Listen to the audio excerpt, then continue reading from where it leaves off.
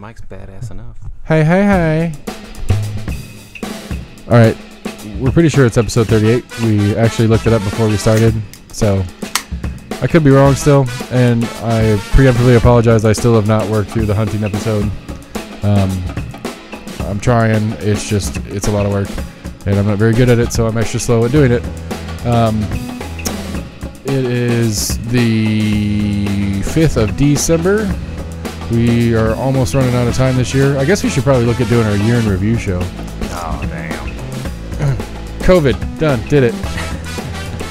Shit happened. I don't know. Some random stuff went on this week. AC is important and working. Max has got more important shit than us going on, so it's just a little old me and Sam. Another hunting excursion this weekend, but not the epic version, so we'll talk about that some too, I'm sure. Party chair battle number 2 is in 1 week. Get your questions in if you want to know something. I don't promise to ask your question, but I'll try if it makes sense. Anyway, episode 38 is a go. What's up, buddy? What's up? Have we received any questions? I've gotten some suggestions on things to talk about with certain people. Gotcha. Okay. But Just kind of wondering how much feedback we've actually received so far. not much, because nobody tells their friends and shares us on Facebook like they're supposed to, and likes and subscribes and all that other hooliganery. Which is fine, because realistically we probably won't listen or remember to. I mean, I don't know. If somebody asks something poignant, I'll address it, but I get a feeling they'll be like, oh, that's interesting, and then I'll forget about it. Yeah. Because that's how my brain works. That's how it should be. But Matthew Park was in. He's fun. Did you listen to Matthew Park? I hadn't listened to it yet. He's good. Todd Frohmeyer says he is the Stacey Abrams of Tennessee. I saw that. I was actually looking at that earlier. And I didn't quite know what that meant, other than, I guess what Todd was saying is that I think she spurred a lot of change in the Georgia politics. Essentially, just like she it's kind of like a fresh face. She ushered in the blue wave of Georgia that didn't vote for Trump for this, And I go back to that. I don't know. I don't know, because Matt Shears and I have been going back and forth because we're trying to schedule the party chair battle number 2, and he was throwing all this data at me, throwing me all these graphs and stuff that the party is putting out and showing all the things that happened in this election, this, that, and the other. It's like, I don't think that means what you think it means. Because he was talking about how they had a 6%, 7% more people voted for Biden this time than voted for Hillary Clinton last time. And I was like,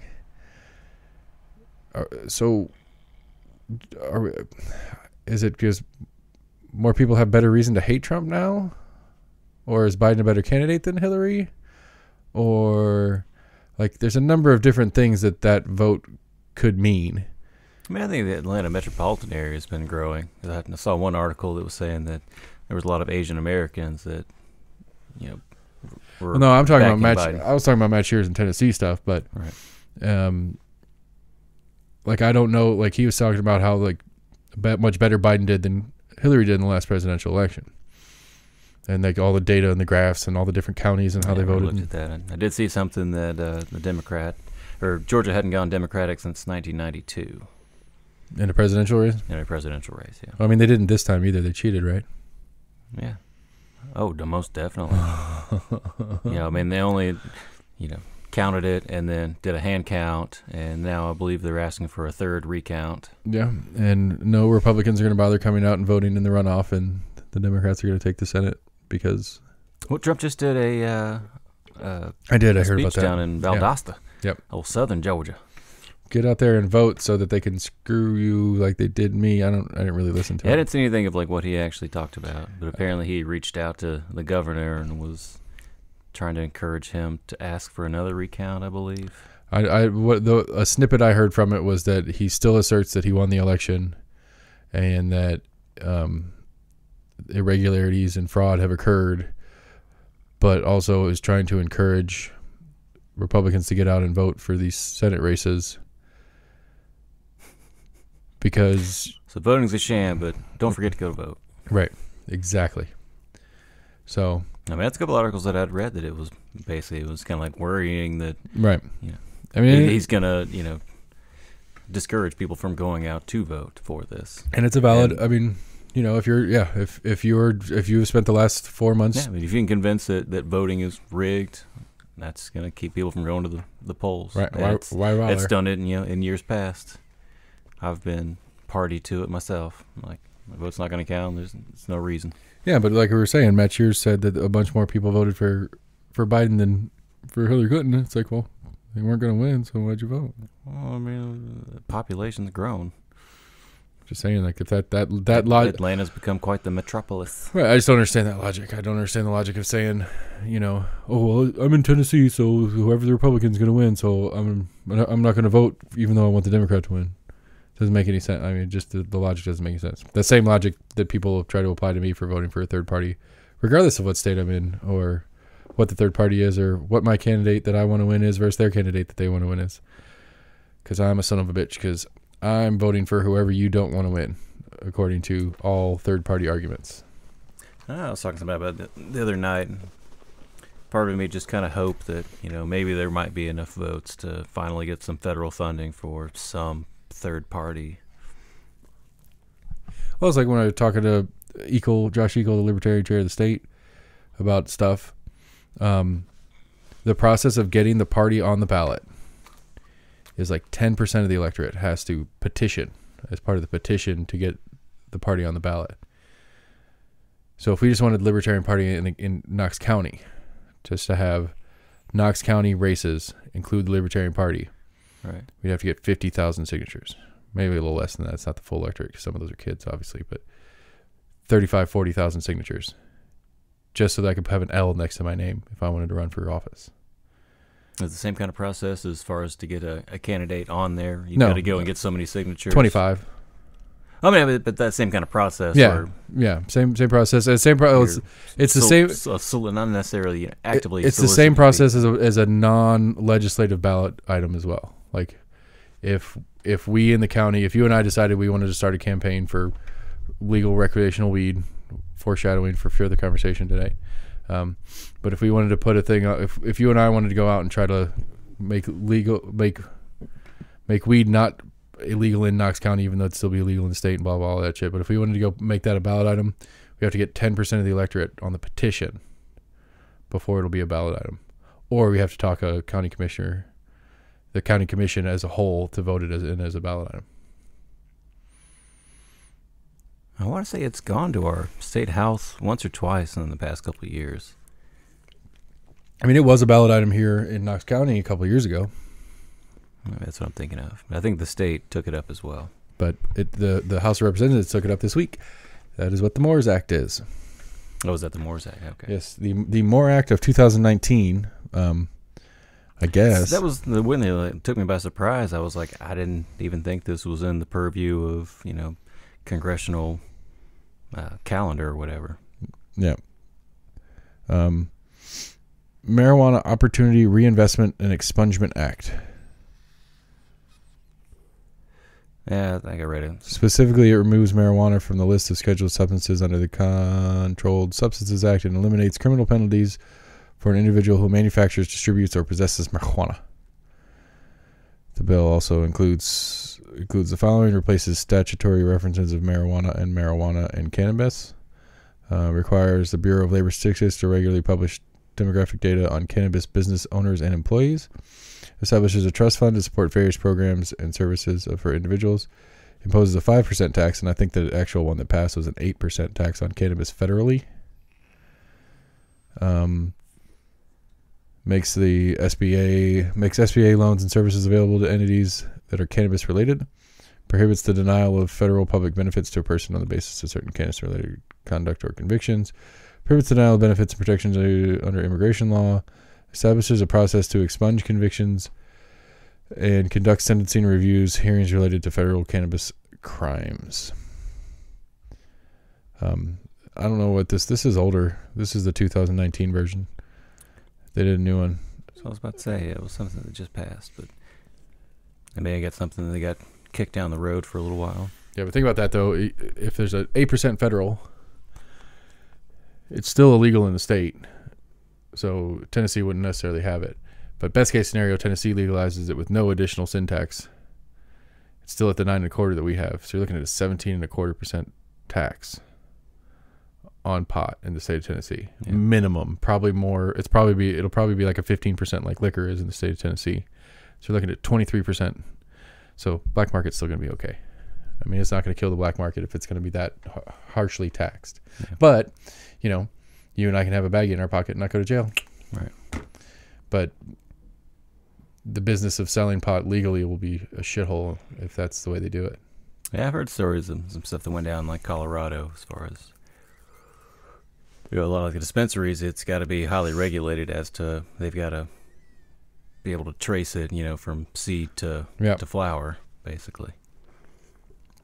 Yeah, and they run into the same bullshit that we do with credit card companies and stuff like that. So it is more costly to do the business. Yeah, I mean, there were banks that didn't want to deal with any of the shops that were doing hundreds of thousands of dollars like a day or weekly or whatever. Yeah, and so it gets prohibitively expensive to do the job legally so the black market doesn't go away. And I mean, there were a lot of places getting stuck up. Yeah, basically because people knew that dispensaries had a shit ton of cash on hand. Right. Well, one of the good to me, one of the better arguments for the legalization and recreational legalization is to reduce the crime related to it. But if you're going to tax it so ridiculously, it's not going to reduce the crime related to it. I don't think there's that much crime related to marijuana. Okay. I mean, I get it's changed recently, I would say, with people importing from legal states. But I mean, there's a whole cartel at work to get it here before you could get it from. How many people are growing it in their backyard and selling it as a local dealer? I don't have the numbers in front of me. I'm just saying, like, I know still, once or twice a year, during certain seasons that, Knox County or whoever sends out the helicopters looking for, guerrilla operations, especially in the Smoky Mountains. That was a big thing, out west in California and even in Tennessee, or people that were going into national parks, basically, and setting up, guerrilla grow sites. Right. Well, there was a thing. There's a California wildlife officer or something like that who wrote a book about how he went in to just, go out there and help prepare for wildfires and stumbled upon a site. And conservation of animals, and that's what he got the job to do. And then he turned into a DEA agent, essentially, because when California went recreational, a lot of the Mexican cartels were sneaking people in, but not the drugs anymore. They were sneaking people in, and they were growing them on federal and state land in California. Right. Way back in the boonies somewhere. Right, and they set up crazy booby traps and had people out there with armed to the teeth. Right. To protect millions of dollars worth of. Right, because there's not a lot of crime related with the pot industry, like you said.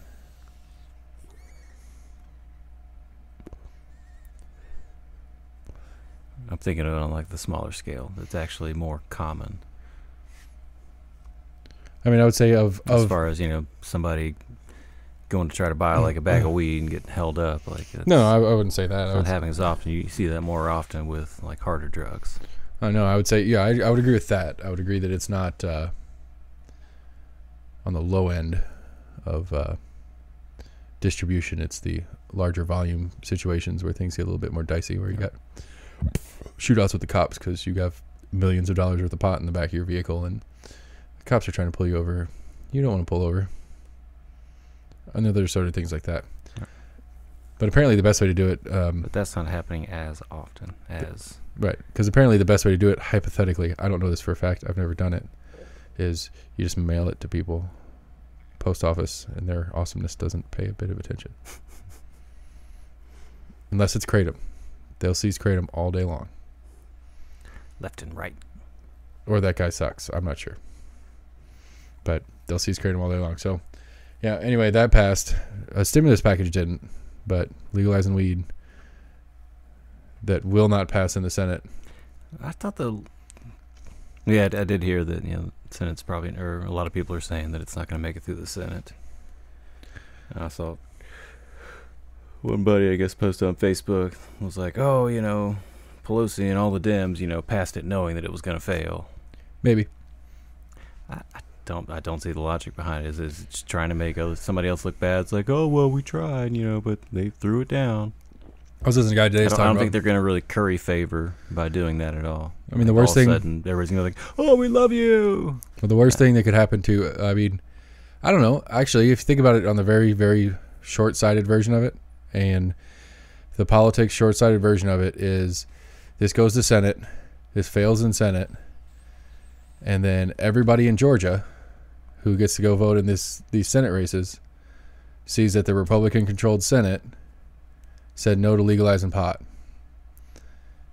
And then you get to go vote for a senator and maybe flip the Senate blue. I think that plays very well for Democrats. Actually, as you were talking, that hit my head exactly that. I was thinking more of just the bigger standard shit throwing that is politics. It's well, we tried to do this thing because you guys wanted it, but those guys said no. And the other guys are like, well, we said no because nobody really wants that. And both bases are going to be like, okay, yeah, you're right. Whichever version of it is that they're on. But I think, honestly, I have zero real expertise in what I'm about to say. But it makes 100% sense that the House passed it right now to get it in front of the Senate before this Georgia runoff. Because they think it'll affect what Georgia people runoff's not till next year. Till January. That means the current Senate will see it. And so the runoff won't change what the Senate does now, but all the people in Georgia that are unhappy that the Senate stopped this thing will subsequently vote for Democrats. At least that's the optics intent that I think is going on here. Right. I agree that a number of voters are, one issue voters, but I don't see this one issue really swaying an election hardcore one way or another. Okay, so the stereotype of lazy pot smokers? Yeah. Well, maybe they'll get up and vote this time because that's something they really care about being legal. Maybe they don't normally vote. I want to say today, or maybe it was yesterday. I mean, that making the that last part day up, for Georgia residents to be a registered voter. I guess if they weren't already a registered voter for the presidential election. I was thinking about that too. Like if I moved to Georgia a week ago and I already voted here for a senator here, yeah, and go register there and vote in that, could I vote in that runoff? I would hope not. I wouldn't be surprised either way, but I would think that they would say, no, you already voted for a senator this year. Yeah, it's an interesting question. I don't know. Is there an amount of time you have to hold residency before you're allowed to register? I mean, worst case scenario, you're essentially voting in two separate states legally. Right, and you're not voting in any. You're not voting. The only one you could theoretically vote on. Yeah, it's not like twice would be the right. You can't vote on the president again. Right. Yeah, it's not like you're going to double vote. But it does bring up. Potentially why some of the I like the idea of the runoff. I like the idea that at least 50% of the voters have to vote for you to take this office. And if we have multiple people at play, and it's 40%, if it's 40%, 30%, 30%, just because you got 40 doesn't mean you won. Right. You have to get 51 or more, and so we go and we knock it down at the top two. Right. We knock off the lowest everybody one. choose and we do it two. again. Yeah. Right. But you have to get a majority at that point. I like the idea of that, but at the same time, if that was done on scale, you could theoretically have people doing that on purpose if there is no system against people changing states like that, changing municipalities. Yeah, I mean, it's going to be interesting because you had two Republicans that got a good chunk of votes, right? Which you would think logic would tell you that most people are going to be like, okay, they're still going to pick a Republican over a Democrat, even though they pick two different Republicans. Right. They're most likely those sections are going to converge to vote for that. I mean, hell, I was listening to the UT game on the radio, driving back from the woods today, and is it over yet? Yeah, we got her fucking trounced. Okay, cool. There was an ad for the runoff. It was in Georgia on the radio here. Why? I would like to. I wish it was some pack. I mean, it wasn't. I mean, it was the app version. It wasn't the actual radio. It was the app version of the radio. And so I guess they're thinking because you could have the app anywhere and it's going to run anywhere. And I guess they're thinking a lot of, at least in the southeast, a handful of Georgia residents. I don't know how much the ad costs, but they're thinking that the data's there. The radio company knows the data. They can tell them how many listeners they have on average that come out of Georgia through the app, at least. See, I know in this day and age of like people streaming, but how do you know if people are listening to it over the air? Really that's what I'm saying. Well, I was listening to it on the app version, and like the way the app version does is when you log in, because I started listening to it when I got in the car, and then I got into the middle of the park and I lost signal, and then when I got out of the park I got signal back, and I reloaded the app, and when I reloaded the app, like it was the startup commercial. So every time you started the app, it played that commercial. Money in advertising, right? And so anyway, the point, I don't know how they do that on the airwave part, like how they say, "Oh, well, we've got 10,000 listeners for the lunch hour." How do you know that? Again, on the app and the streaming version, yes, I get it because the IP addresses you could chase them down and you can keep that data, but just on the air, it's kind of like the TV thing where you've got like the Nielsen rating system where there's just like a certain chunk of people that are commonly surveyed, polled or surveyed, and they just kind of expand upon it from there. Right, which again goes to the Rogan theory of who's taking the survey. Those aren't normal people. Because again, I've never been polled or surveyed in that sort. Right. Other than YouTube, every once in a while when I try to put a video on YouTube, it asks me a survey question, but it's usually like, "Have you seen?" Yeah, I always get past that bullshit. I'm like, what the fuck is this? Right. Have you seen any of the following ads in the last 2 days? Skip. Yeah, exactly. But I'm saying I don't know what they're trying to get out of that either. But I think I don't know. Anyway, I would think it would depend on the polling company and what kind of numbers they were looking for, really. I was saying, like, I would consider myself a fairly average person, and I've never been polled on whether or not I am. I mean, you would think the polling company would try to find that kind of middle of the road to get, the most accurate stats. I mean, I don't know. At the same time, depending on who. I mean, who's paying them? Right, who's paying them? If the radio station's paying them if the radio station's paying for the data, then it's going to skew in the favor of the radio station. Right. If some sort of ad company that does ads for a lot of different groups is doing it, they're going to probably undercut the numbers because then they can be like, well, no, our data shows that you only have 5,000 lunchtime listeners, so we're not paying a $10,000 or 10,000 listener rate. Yes, you're like, how great do you think the 109.9, the Fox? How much do you love it? Are we practicing our radio voice? All right. I can do the radio voice. It's a gross exaggeration of example on how you present something. Yeah, for sure. You can hype somebody up and just the way you present someone to vote on it and kind of encourage them one way or another. Yeah, I mean, the questions... And it's like, how do you feel about something on a scale of 1 to 10? It's like, how awesome is this? How great is that? Right. Or how much do you hate this or that? Right. The question is, the way you ask the question is very important in surveys. Yet that survey would still sound valid no matter, because you don't really tell what question you ask. You just show the results. Right. Right. Oy. But yeah, that's what I got going on with my paying attention to shit. Oh, that was the other thing I was going to say. I think it was Ben Shapiro was talking about it.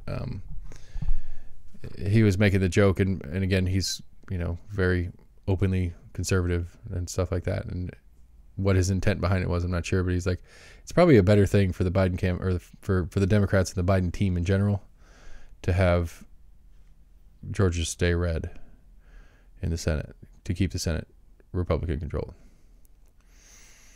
What was his logic on that? Because when some of the issues that you ran on that you may not have really wanted to, but you ran on them because it was good rhetoric. If you're in complete control, Senate, House, You're expected to White be able House, to pass those same you things. should be able to do something, but you didn't really want to do it in the first place. But you needed to say it for the rhetoric's sake, and now that you have it and you should be able to do it, and then you don't do it, it's pretty obvious. Where at least if you have one house opposed, you can blame it on them, and you don't look like you reneged on your campaign promises. It was their fault. They wouldn't let us do it. Because I don't know, it's interesting to me because between Ben Shapiro and Jimmy Dore, it is a completely different view of what kind of president Biden is. Both of them are negative, but Jimmy Dore is more of like, I guess, a classic liberal than he's not. I mean, he's not a Republican by any means, but they have completely different views on what kind of president Biden's going to be. Ben Shapiro's argument is that Biden is a puppet of the party and whatever the party says, and the louder, more vocal, more extreme left Democrats are really in control of Biden, and all the stuff that they want is going to happen because Biden's not going to stop them.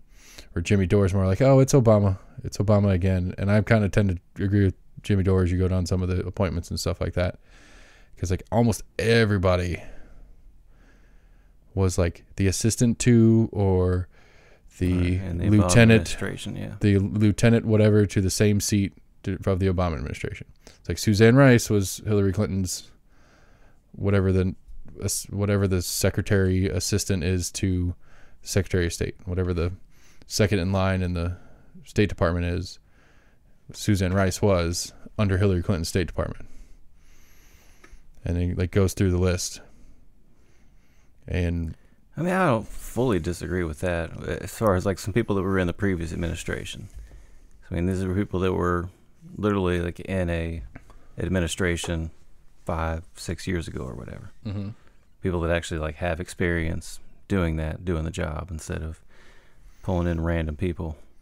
Right, but just because you have experience doesn't mean you did a good job. I mean, if you can prove otherwise that they did a terrible job. I mean, Benghazi would be the big one on Suzanne Rice, among other State Department issues while she was there. But what was she during Benghazi? What was Susan Rice? She was the assistant to Hillary Clinton. Okay. What again? Like lieutenant? So like it was the lieutenant secretary of state, whatever the second. I mean, I've heard different things about Benghazi.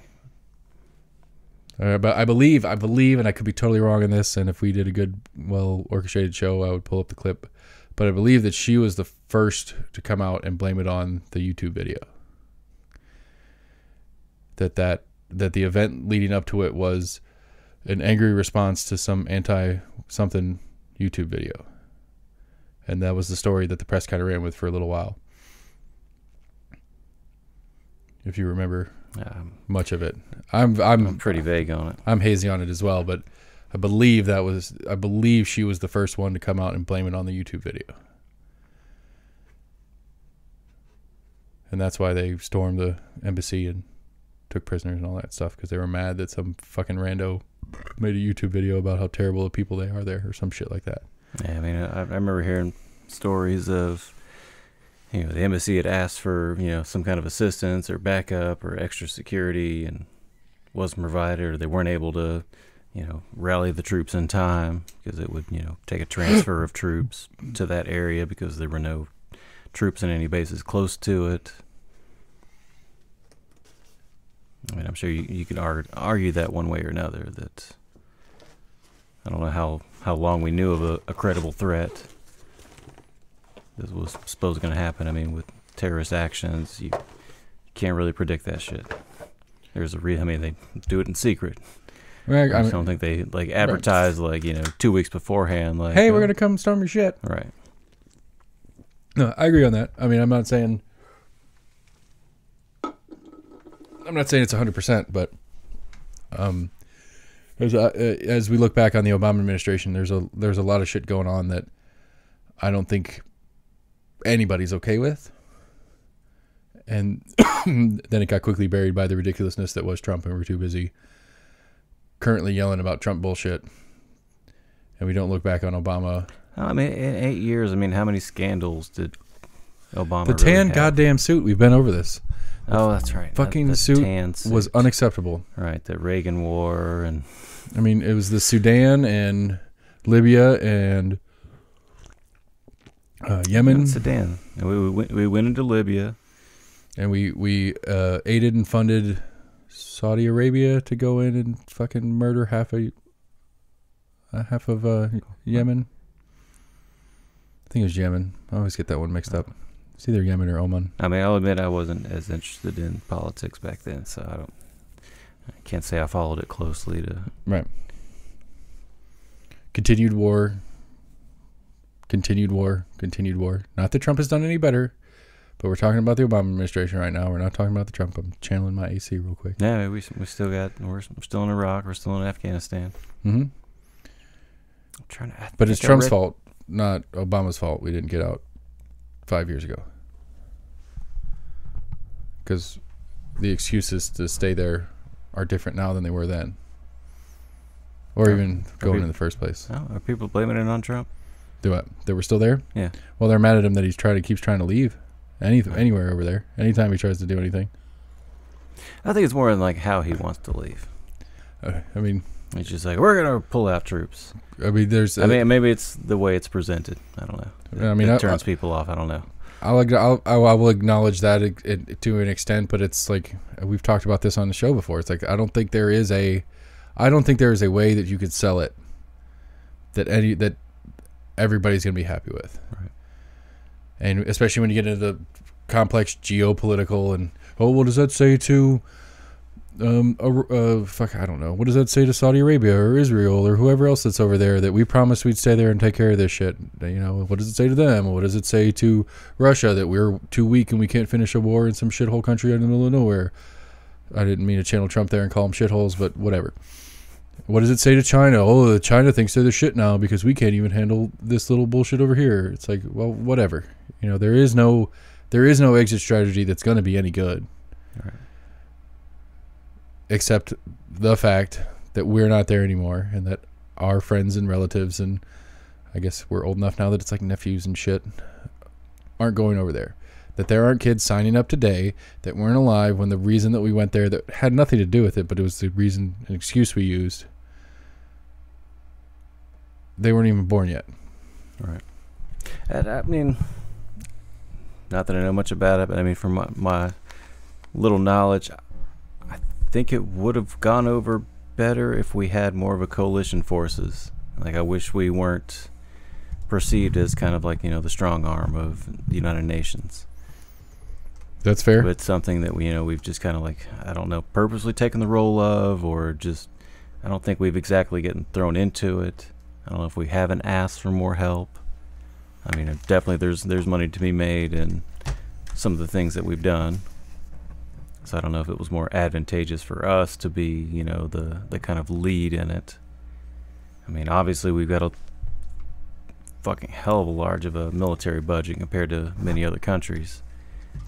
But, you know, I think, you know, a lot of the issues we've run into in the past, you know, were directed at us because we were the main, you know, quote unquote occupying force in certain areas, or, you know, we were seen as, you know, putting in, which we have definitely done, put in puppet governments in many of countries all across the world, be it Central, South America, you know, the Middle East, Europe, where it's been, you know, almost like obvious that this person, you know, supports America, and we kind of help them come into power. Right. For, you know, whose benefit, I'm not exactly sure. I'm assuming it was ours, to part of our benefit as well. Right, yeah, for sure. It's for us, not for them. I got a fucking hum. Do you hear that hum? I do. What the fuck is that hum? It's gonna drive me crazy. You had everything else muted? Yep. Don't know what that hum is. Yeah, I don't know if you guys listened to last week's episode. It like halfway through the episode, there's just a buzz that kicked in and it wouldn't go away. And it was in the recorder, so it came out of the. God damn, that is fucking obnoxious. Yeah, ground fault interrupter. Yeah, not hooked up to anything.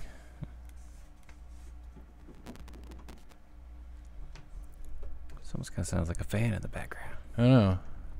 I mean, the fan's on too. I can hear the fan. This is exciting content we're putting together right now.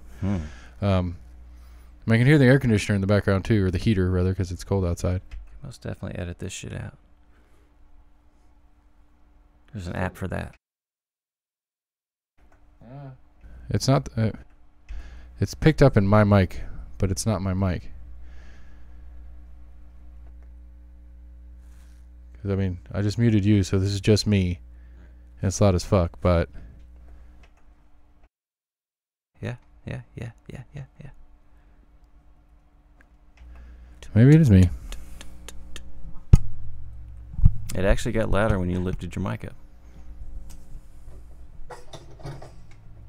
And it actually kind of goes away when you touch the metal on your mic. It's almost like sound like a ground thing.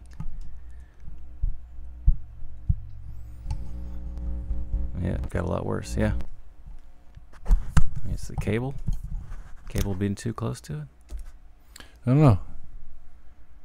Fixed it. No, it's not as bad.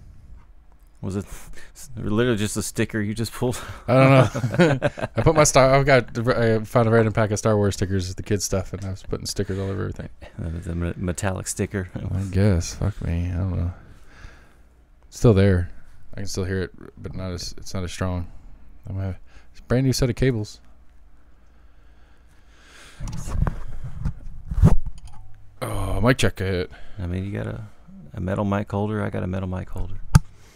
How's that? Better? Nah, that fucking foam thing will make a damn difference. It keeps the It being so damn it does, loud. but as far as what we're after here. All right, so that was exciting. Everybody's got that in their system. Yeah. You're welcome. Well, I mean, I've thought for years that I wish that we would be more of maybe the stuff I saw when we were in Iraq and Afghanistan earlier. There was a lot more push for quote unquote coalition forces. I think that would help more geopolitically, instead of the U.S. going in and being an occupying force and being like the single finger to get pointed at for why that country is having problems because we've come in and started a war. If we can at least get the UN behind us, you've at least got 3 or 4 other countries that are behind a said military action or intervention. Right, but that theoretically goes into the same conversation we've had about states' rights versus the federal government. It's like, okay, so fine, the UN agrees on it, let's all go do it. Doesn't necessarily mean it's in the best interest of anybody other than the 4 or 5 countries of the UN that are controlling shit. I mean, so France, Germany, England, and the US want to go do something. Canada will come along because they got nothing else to do. Australia's in the mix too because, right. I mean, if you can survive in Australia, you can survive anywhere. So stuck on an island by themselves. Right. Hey, can we come play? Hey, we're bored. We're bored. We want something to do. I'm not sure that accent's accurate. Didgeridoo. Anyway. Didgeridoo. That's a funny story. Remind me of that story. I'll tell you my terribly anti-Australian story here in a minute. Gotcha. I'm just saying. So I mean, realistically, the premise is the West decides that they want to do a thing in the Middle East, even though Australia's eastern, or farther east, but beside the point. So the West wants to do a thing. Does that make it okay or the right thing to do? We have more people that agree that it's an okay thing to do because we have a great coalition going in there to destroy some country and overthrow their leader. Doesn't give us the right to. Doesn't make 100% no, but you've at least got a pseudo-general consensus as far as it's not just like the U.S. thinks that this needs to be done and needs to be, intervened upon. You've got other, quote-unquote powers amongst the world. Right, but again, I guess my point is it's like, hey, genocide's bad. Right, but it's what's the incentive structure in place for what's the motivation for anybody to go along with it? Is it going to be Germany says okay because there's something that they want to play nice with us because that gives them some leverage in a future conversation, or there's some sort of German American pact that they're working on that whoever the current president says, hey, back me on this invasion of Iraq, and I'll help you with that other thing you're trying to do. Again, my point being is just because you have a coalition doesn't make it the right thing to do. Just because saying again, going on the analogy, I just think it goes over better geopolitically. I suppose, Instead of like one country being right. And so the people that are being oppressed and been killed in generations of bullshit, when they go act out terrorist things, they do it in Germany and France and England because it's easier and closer instead of coming over here. Yeah, it's not like we're sending the Americans in, like we're sending the United Nations in, a coalition force. Right. And so, but there's no UN to attack, so you just attack the nearest UN country to get your point across because you don't like their UN bullshit in your country. Because you're a sovereign nation and you don't fucking care about that. And you don't have to. Or shouldn't have to, but you do because the UN says that what you do in your country is important. And we care about it. And deal with our intrusion, whether you like it or not. Which usually comes down to some sort of resource that the UN and the coalition countries have interest in or have business that have influence over their governments that have interest in. Going there to do. So, hey, let's go over there and get rid of the Saddam guy because he's an asshole. Where, what's his name? What was Cheney's company before he stepped out to be vice president? I just bought some. Halliburton. Yeah. We're a special defense contractor that goes and rebuilds countries after we blow them up. Right. And Exxon and all these other guys that, they're in it because it's the right thing to do and make a lot of money doing it. But, maybe if there's more countries that are on board, we'd have more private contractor firms that are in the mix, and it might make it a little more egalitarian because of that. I guess that'd be a good thing. I just kind of foresee like the optics of it being not as bad, especially with the offended parties. They've got one less finger to point. I think that's one less thing to have the finger pointed at. One less specific. I think that's an American guilt right there. Like the white guilt thing that everybody talks about. That's an American guilt right there. You're trying to diffuse the actions of by having it being a UN coalition thing. It doesn't make it look like you're the bad guy, even though you're the bad guy. And this is me backing you up because it's just spreading the guilt. Right. I'm just saying I'm the one of the two of us that's more of the American exceptionalist. You're more the we kind of toot our own horn a little too hard most of the time. I mean that's that was back at our 4th of July episode when we were watching we watched the Trump 4th of July rally at Mount Rushmore. Oh. We were talking about that after the fact, and one of your whole things through that was he, goes on about how exceptional and great America is. We're not that fucking great. That's a very poor quote and impression of you at the same time. Yeah, it was. But I mean, I don't remember exactly what I'd said, but it was. But yeah, I mean, you call into question the idea of this American exceptionalism that is a thing that we as a country, at least politicians, like to do. I guess I'm more for it. It's one thing that's one of many things that bothers me about Trump is just lack of humility. Again, I don't think it's one thing to say, we're great, but we're the best. Yeah. I mean that's just ego right there. Oh, I mean I don't think he is unique in that as a politician or as an American. So it's that bad if you want to throw out like one of the greatest, that would be like more going on with it. But like anything and everything that he said is always the biggest, the greatest, the bestest. Right, I agree. The most awesomest. Right. I have the most beautifulest hair. Best hair. Nobody has hair like me. Nobody has hair as good as my hair. Right. But nobody has a tan like me. Nobody can tan like I do. Nobody can. Nobody can have that tan painted on them like I do. I would say maybe it's a whole body tattoo. Maybe it's a mortgage tattoo. There was somebody that posted that it was like $100,000 a year that he pays like a hairstylist that like does his hair throughout the year. And it's just like, fucking Christ, we really spend that much money on this asshole? We do? To have that's a taxpayer money, yes. All right. Did they give you a comparison? To anybody? Reagan? Fuck, Reagan probably spent some good money on his hair. Reagan had gorgeous hair. I highly doubt. Adjusted for inflation? He was a fucking actor. I'm just saying. Very much highly doubt he had that much. I'm just saying. I mean, I don't disagree. You're getting ready to go on, like, you're sitting in the fucking Oval Office. You're gonna have cameras on you. Throw a little powder on. Fucking, newscasters do that shit. But all right, so here's a lazy way. You ready? Lazy way. lazy. What do you think a full-time stylist makes a year? 50, 60 grand. Okay, what do you think a full-time makeup artist makes a year? No idea. Don't Okay. have a frame of reference for that. All right, I would say it's probably in the same ballpark, or just a normal run-of-the-mill, regular stylist and hairstylist and makeup artist. I'd say the two of them are probably at least $50,000 a year average for normal stuff like TV. I'm pretty sure this is just for his hair, but I don't know. Yeah, go ahead. I'm just saying, Yeah. So, okay, fine. Even that. Okay, so we'll just stay on the stylist, just the hair, right? Okay. So some lady or gentleman that works in at NBC News and does Brian Williams' hair. Probably does a couple other people while he's at it, but there's Brian Williams' hair. I would Okay. highly say that is very likely. Okay, that, but so the studio has a makeup artist and hair artist. but I bet you they also have multiples. Maybe not one to every talent that's there, but they have more than one. My point being is you are the hairstylist to the President of the United States. You're probably making more than the average one. And it's probably a full-time position.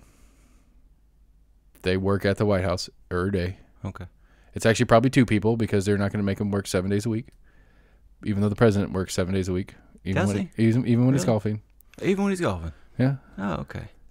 He's a public figure. He's on. He is on all the time. If he is seen by the public, he is on.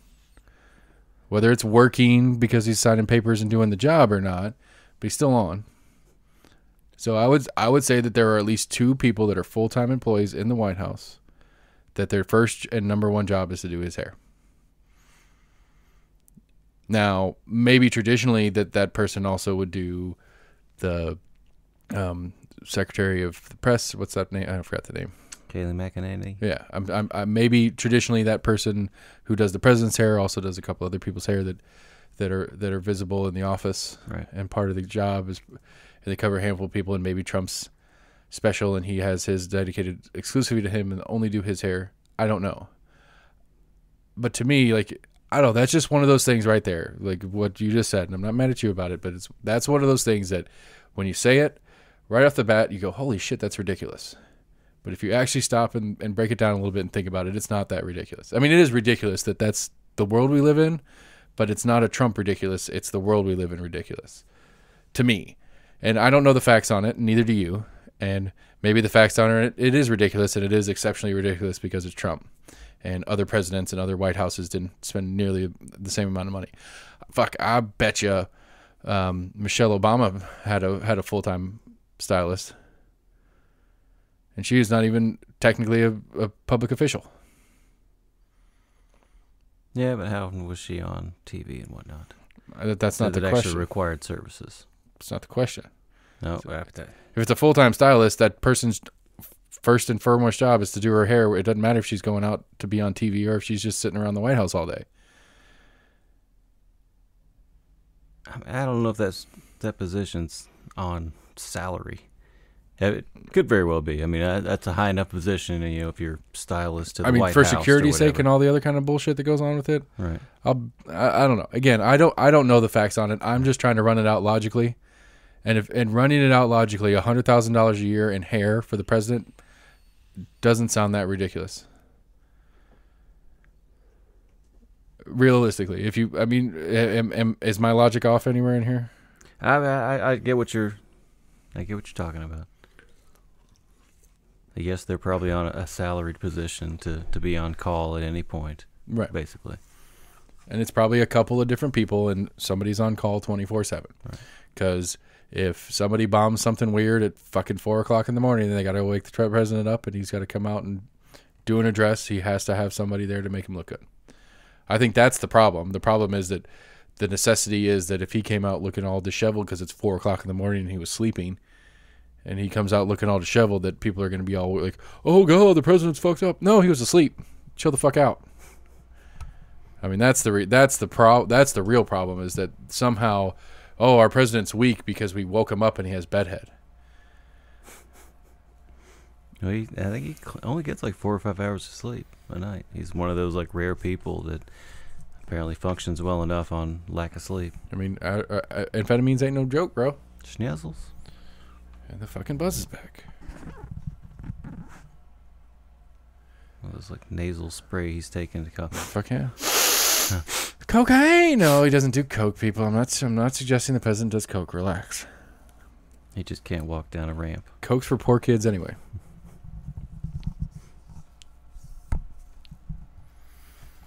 He can. It's well, maybe you're right. Shuffle might be the right word. It's not walk. No, he had really slick shoes on. I mean, you know. He really wanted to. He wanted that guy walking next to him to hold his hand. But we make fun of the tan suit. He's like, everybody holds my hand when we go down the stairs. I just think I'd like that'd be a fun one to do. Maybe we should do an episode with that. Like, go try to find out as many of the random, what no normal person has in their daily life, things that go on in the White House for the president, regardless of which president, and how much they cost. Because I bet you there's lots of that shit. I bet you these 2 dogs and rescue cat or whatever the fuck Biden's bringing in the White House, I bet you they cost $250,000 a year of taxpayer money. Why? Some full-time trainers and all sorts of fucking bullshit. What? Yeah. I'll betcha. I'll betcha they have some executive fuck chef that's going to work there, and he custom makes dog meals every fucking day. And when they travel, if the dogs go with him, the chef goes with him, and the chef gets paid twice. If the dogs stay back, the chef stays back with him, plus some special $100,000 a year doggy babysitter comes over. I'll betcha. Look it up. That's possible, but I don't.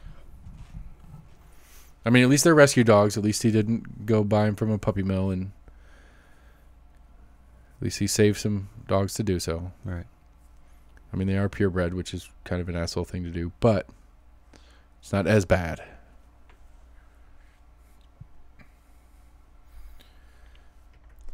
Yeah, I don't know.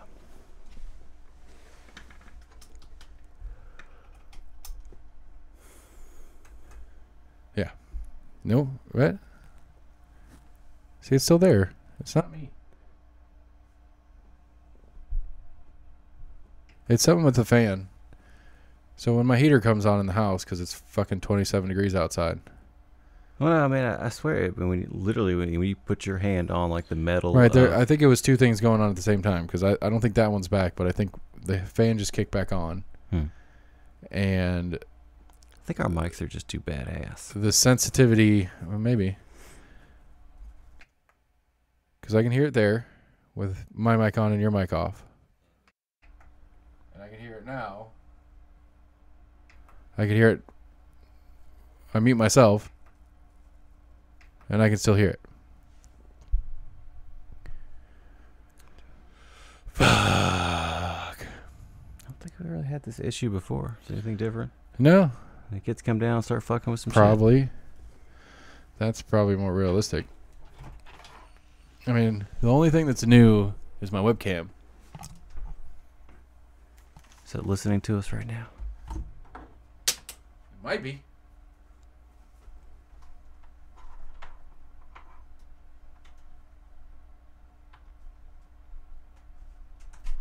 Oh, did you hear about this iceberg? I don't know where the hell it broke off from. It's heading toward the South Georgia island. They're saying it could fuck up some shit. It's like one of the largest like icebergs that's been like traveling. It's Titanic. I forget how many square miles it was. I want to say like 2,300 square miles. It can make it as far south as Georgia? Is that what you said? No, I think it's an island off the coast of Antarctica in like the southern hemisphere. I think it's called like the South Georgia Islands. I think it was like the South Georgia Islands and Sandwich Islands. Stupid English. English. Like what the cluster of islands is. They're saying if it beached it, I want to say they said it could be there like 5 years. So just the ice falls off the glacier, floats, gets stuck on an island. It's so fucking big. Well, the iceberg essentially would like beach itself. Right, and it so would I guess take the 5 trajectory years. that's going, it would take like 5 years to 5 years to melt the giant ice cube. Right. Was you're saying it could like fuck up the wildlife of wildlife that were normally going down to that shoreline to feed or whatever. Right. Shit happens. Yeah, shit happens. I mean, No, I mean this doesn't happen very often. I agree, but I mean, when was the last time you heard of an iceberg like beaching itself on an island? when's the last time a major asteroid has hit the Earth and sheared off a chunk of the planet to make a moon? A couple 100 million years, maybe. I'm just saying, it's a volatile universe out there. Shit happens. Okay. I don't know. I mean, what? No, I'm sorry. Poor point. No, poor point. Poor point. Poor point. Okay, it's my fault for driving a fucking car. My bad. I'm sorry. I'm sorry. I want to live in the world.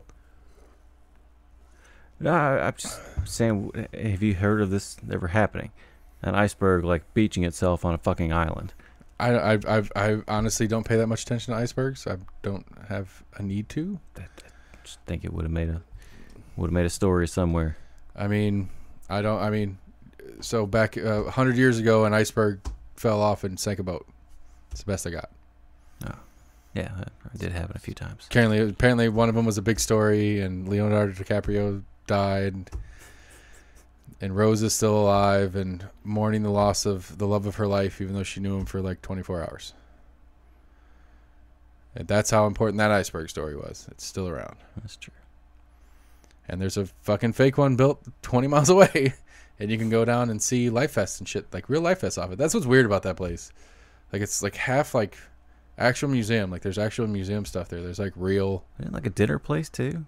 I don't think so. It might be. Just I don't it's know. right in that row of Never that kind been of there. shit. Yeah, I haven't either. I haven't been to the Wonderworks either, the Upside Down building. Tried to go there once. Tried to? Oh, we actually like went inside, then like realized it wasn't one thing. It was like what do they call it? Climbing area where they put you on a harness and you had to like walk around the ropes course. Yeah, kind of like they had like a ropes course. They had like a laser tag area, like a couple other areas. Like I assumed it was like a one thing, but you go in, but you had to like buy tickets for like the different little attractions that were inside of this thing. So it's and line, there was an old-fashioned It amusement looked park. like there was nobody in the fucking parking lot, and then all of a sudden we walk in and there's like, a couple hundred people in there, and we're like, what the fuck? Like, okay, we got to get in line to get tickets to the ropes course, or we got to get tickets to the laser tag. And like, I thought this was just a Wonderworks attraction that you go and see whatever weird shit was going on here. It's not awesome like Dollywood where you pay Upside a ticket down to get house. in. Yeah. Right. That is one of those weird things Roller Coaster Tycoon was my college game. That was my jam when I was in college. My computer, like still have that computer somewhere. I should try to resurrect it and start playing that game again, because I don't think they make it anymore. But like, it was one of those where you built your amusement park, and you could do entry fee to the park, but you could also do entry fee for each ride, or you could do all the rides for free, but you had to pay to get in the park. Yeah. So like Dollywood's a pay to get into the park. Waterworks is pay a little bit to get into the park, but then you got to pay for everything you do there. No, we didn't pay to walk in the door. Okay. Walk in, it was just kind of like a maze of ropes of different lines to get into, and we're like, what the fuck is going on? Like, it's a fucking mall. We're like, all right, fuck this. It's an entertainment mall. It's not a shopping mall. It's an entertainment mall. Like, they should advertise it as such, but they advertise you to come to Wonderworks, and you're like, oh, and do all the things there. Yeah. Guess they figure like once you're there, you're not gonna fucking leave. Oh, I mean, it's the point. As soon as you get kids that'll scream at you like, no. We went at I don't know. I think we talked about this because this was early. This is right when we started. It might have been right before. I don't know, spring break this year was because COVID hit right before spring break for Knox County schools, and we were on vacation. Like, we were at the wilderness, the Smokies. Wilderness, yeah. We were there. Like all the shit started happening like the last couple of days of school, like Thursday, Friday before spring break. And we were down there, and it was like news about this virus. And I was like, what the fuck's going on? And we were down there doing that whole thing, and like, that was a good time. Like, other than some pending pandemic that I didn't understand yet and still don't understand today, but it's a nice little place. Didn't understand yet. It's pretty cool. I mean, same kind of deal. If you stay on site, there's an actual cheaper hotel like right across the street that will shuttle you to, and you still get like all the stuff. Yeah, you still get the wristband for the day pass or whatever. If you we stayed in the one at it, and it was not cheap. Nice rooms. They're nice rooms. It's not cheap, but I mean they're nice rooms. The food's, I mean, that was one of the things I didn't like. Now that we've done it, if we did it again, I would do it differently. I don't think the food was included. No food's included, but it has a full, like, it's an apartment. It's an efficiency apartment room. It's not just a hotel room. Like, there's a full kitchen in it. All right. It's like, oh, well, we could have brought food and cooked. But we didn't know that, so we just went. Most people aren't going to go to the grocery store to bring stuff on vacation for them to cook. Yeah. But had I known that, I would have done at least some stuff. Like, because, like, the fucking food there is expensive. I think we were there once and we had to call the maintenance to get the damn like fake fireplace to go on. We're like, how the hell we turn this damn thing on? Like something's going wrong. Should just have it as a channel on the TV. True. Netflix did last year. They haven't got it out. I haven't seen it yet this year, but Netflix had a Yule log channel last year. You can find it on YouTube and everywhere. Yep. Watched it. Plays Christmas music and got the burning fire. Watch logs burn. I love that premise. Those have become like really popular. They just kind of like ambient like music with just like a nice like calming scene going on in the background. Yeah, nothing wrong with that. So I can't remember this earlier this year or last year. It set some kind of record in like some Scandinavian country, and all it was footage. It was like a GoPro on the front of. Oh yeah, I've seen that. Of a train, but you know. And it was on like broadcast TV, but it was like one of the most watched like programs on it. Yeah, apparently they did a bunch of different stuff. They did a bunch. Yeah, I remember seeing that. They did a bunch of different stuff. They had like one of like somebody like shoveling their driveway or something. I didn't hear about that. It was like I'd seen a story about it where it was like the one channel and that's all they did was like there was like a group of ladies knitting, but they didn't talk. It was just knitting with a little bit of music on, and these just ladies just knitting. And it was just a whole bunch of different stuff like that. Very. Like you're saying, just very like ambient, half pay attention to it, but people would turn it on and just leave it on, and whatever they did while it was on. It's not like news, like, oh my God, this is this and this and this and this. It's like, hey, just want something calm and peaceful. Something chill. It's not a bad idea. I mean, that's that ASMR shit, which is fucking weird. Yeah, shit is weird. It's like, watch me cut a stack of paper and whisper. I mean, some of the stuff does look cool. I've seen where they've taken like bars of soap and put like a whole bunch of like little cuts into it, and they kind of like slowly like shave off. Like that does look pretty cool. See, I like the videos where like random machines doing shit. Yeah, like those are my favorite. Those are the ones that like if I'm scrolling through, I'll stop and watch that video for 15 minutes where it's just like, you know, some fucking machine just punching holes. I've seen on YouTube you can go to like live and it's actual like train stations throughout the U.S. And I've watched like some like the comments of people talking and like they look at like the train schedules of like a train that's getting ready to like pass through. They're like, oh yeah, the 310 to Santa Fe is gonna come in at 2200 hours 45 minutes, and it's just like it's almost like a security cam video of the train. Yeah. I'm sorry, I got excited because that reminded me of. But it's interesting to see like those people that are excited on trains, like talking to each other about it, like yeah. That reminded me of one of the things Matthew Parker was talking about. I think we talked about this when we were in the blind on Friday. Apparently, Tennessee is in talks with Amtrak to try to get them to extend their Bristol, Virginia line through Knoxville to Atlanta, so that we would have a passenger service from Knoxville to Atlanta or to Bristol, Virginia, and then from Bristol, Virginia, you can get up into D.C., New York, all that kind of shit. I've seen signs in North Carolina. They've got some kind of like interstate thing, and it may be a part of Amtrak that does go like north to south to more areas. But I always thought it was odd that North Carolina, being a hell of a lot more wide than it is tall, would have a north-south rail. Has more of a north-south rail. It's like, why don't you have something going east to west? Yeah. I don't know. That's one of those. Be interesting. I don't know. I don't know if try to take the pandemic out of the conversation because passenger train and pandemic doesn't work.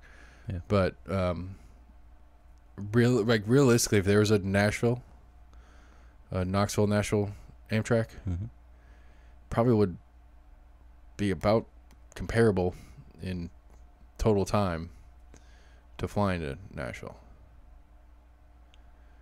Yeah. Probably like a 3 hour, maybe 4 hours. Like get to the train station. 4 hours later, you're getting off the train in Nashville. Where if you're going to the airport, get to the airport, go through security, do all the shit, get on the plane, sit on the runway, fly to Nashville, get off the plane, get out of the airport. It's probably close to the same amount of time. Yeah. Especially if it did service to the Nashville airport, where I could fly out of Nashville to go like Max's issue, getting to Mexico and all that kind of shit. If I want to, because Knoxville Airport doesn't do. I mean, they're not bad really, but they don't do a lot of service without a stop. And it's like, well, I could take a train over there.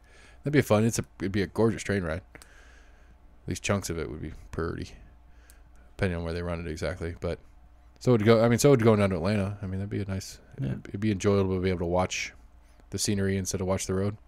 Right. The main thing is there infrastructure for that kind of rail line to move like that? Or There's not rail. Are you going off freight lines? They'd be freight lines, but apparently, and this is what I didn't know in the history of the way the world works, is when I guess back in the 70s, I think is what he said, when they deregulated the rail lines, the agreement was that passenger trains were allowed to use it, and then like 15 years later, or like they deregulated and said you have to have passenger service.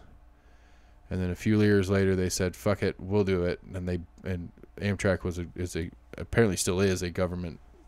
It's federally owned, at least partially. Yeah, and so when they fully deregulated the rail lines, the agreement was, Norfolk Southern, you guys, these are your tracks, but we gave you land to build them on. So when we asked to use them for our passenger rail, you can't say no. That was the deal. And so that deal still holds, where if Amtrak says, hey, we want to run, they have to let them run. And not only do they have to let them run, they have to work the freight line around what Amtrak wants to do time-wise. I could be wrong, but I want to say a lot of the freight lines are actually owned by the rail companies, like Norfolk Southern, one of the major ones. They are owns those lines. They have to. There was a big thing back in the. I don't know if it's like a liability issue. It's like, well, if you're going to be one of the sole people using this line, like you're going to be responsible for upkeep. Yeah, no, they were. They're like, well, fine, then we're going to own all the rights to it then. So if you ever want to run something on this line, you're going to be paying. But then it got to points where Norfolk Southern was trying to get to a certain place, and they needed to get either federal land going through a park or something like that, or they needed to get state land going through a state park, or they needed help with like an eminent domain situation. And so the state and federal government was helping them out, and so the return for that was, you have to let us use it. Yeah. At least that's the story as I understand it. But yeah, there's a big fight back in, I want to say it was like the early aughts, where I remember back in the 90s, like they talked about 5 counties, 1 vision or whatever. Where they talked about doing a small rail line of like going to Maryville, going to Sevierville, going to Pigeon Forge, going up to Johnson City, going down to Chattanooga or whatever. Of just kind of like localized East Tennessee of just small rail. Right.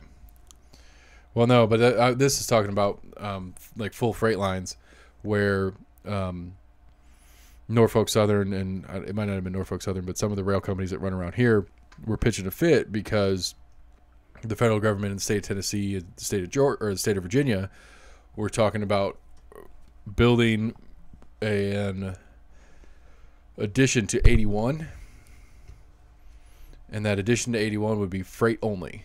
In that the idea was we're going to take all the trucks that run up 81, which is a ton, and we're going to push them over here and make 81, as you and I know it, passenger cars only, and then all freight going. And so it'd be like limited stops that only have exits every, 50 miles or 100 miles or something like that. It'd have an exit, but it wouldn't be, every single exit wouldn't be available to that. Yeah. I mean, you see that in a lot of rail cars. Essentially, they're tractor trailer cars, containers. Right, but so the Norfolk Southern and or whomever was pitching to fit as a rail line. It's like, well, build us a fucking rail line and we'll do it. But the argument is by building an interstate specifically for trucks, you are building a road for trucking companies. Yeah. Well, if you're going to subsidize the truck, if you're subsidizing the freight industry, why are you specifically subsidizing truck freight and not rail freight? Why don't you help us and subsidize rail freight? And then, you know, they threw in like it's better for the environment and all sorts of other shit too. It's like, you know, we're as gross as a diesel engine is on a train, it is way less per ton. A single tractor trailer driving down the road. Right. It is way less per ton of freight. It makes way less pollution per ton of freight. Right. And so they're like, we can do it. We can do it just as quickly, and we can do it with less emissions. Right. And it'd be cheaper for you to build. It'd be cheaper and less square footage for you to build rail line on the same thing. So that was part of the big fight. Is they're like, well, build it for us and not for them. Right. So there's a big fight going back and forth on that. Well, if it comes down to like you're essentially having to send, you know, a bulk of a whole bunch of stuff to a central location that's then having to get unloaded onto trucks to kind of take it the rest of the way. Well, it's like you said. You watch a train go by, half the trailers or half the cars on a train have tractor trailers stacked on them. Yeah, or as containers, yeah. Right. And I mean, realistically, if you think about it, I mean, if you really look at the logistics of it, the most expensive part is local anyway. Right. So it doesn't matter. If they're getting it from the distribution center to the final destination, that's where the most of the money is.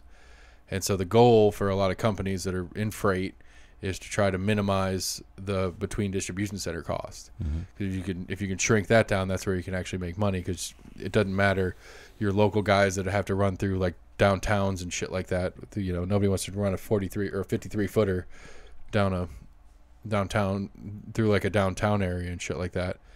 And so that cost isn't going to change no matter how you do it. And so, but if you can get from A to B cheaper and about the same time, it's time and money. I mean, it's a time and money conversation. Yeah. But yeah, other than cross country stuff, I mean, a train can do it. I mean, they're good at what they do. It's pretty crazy.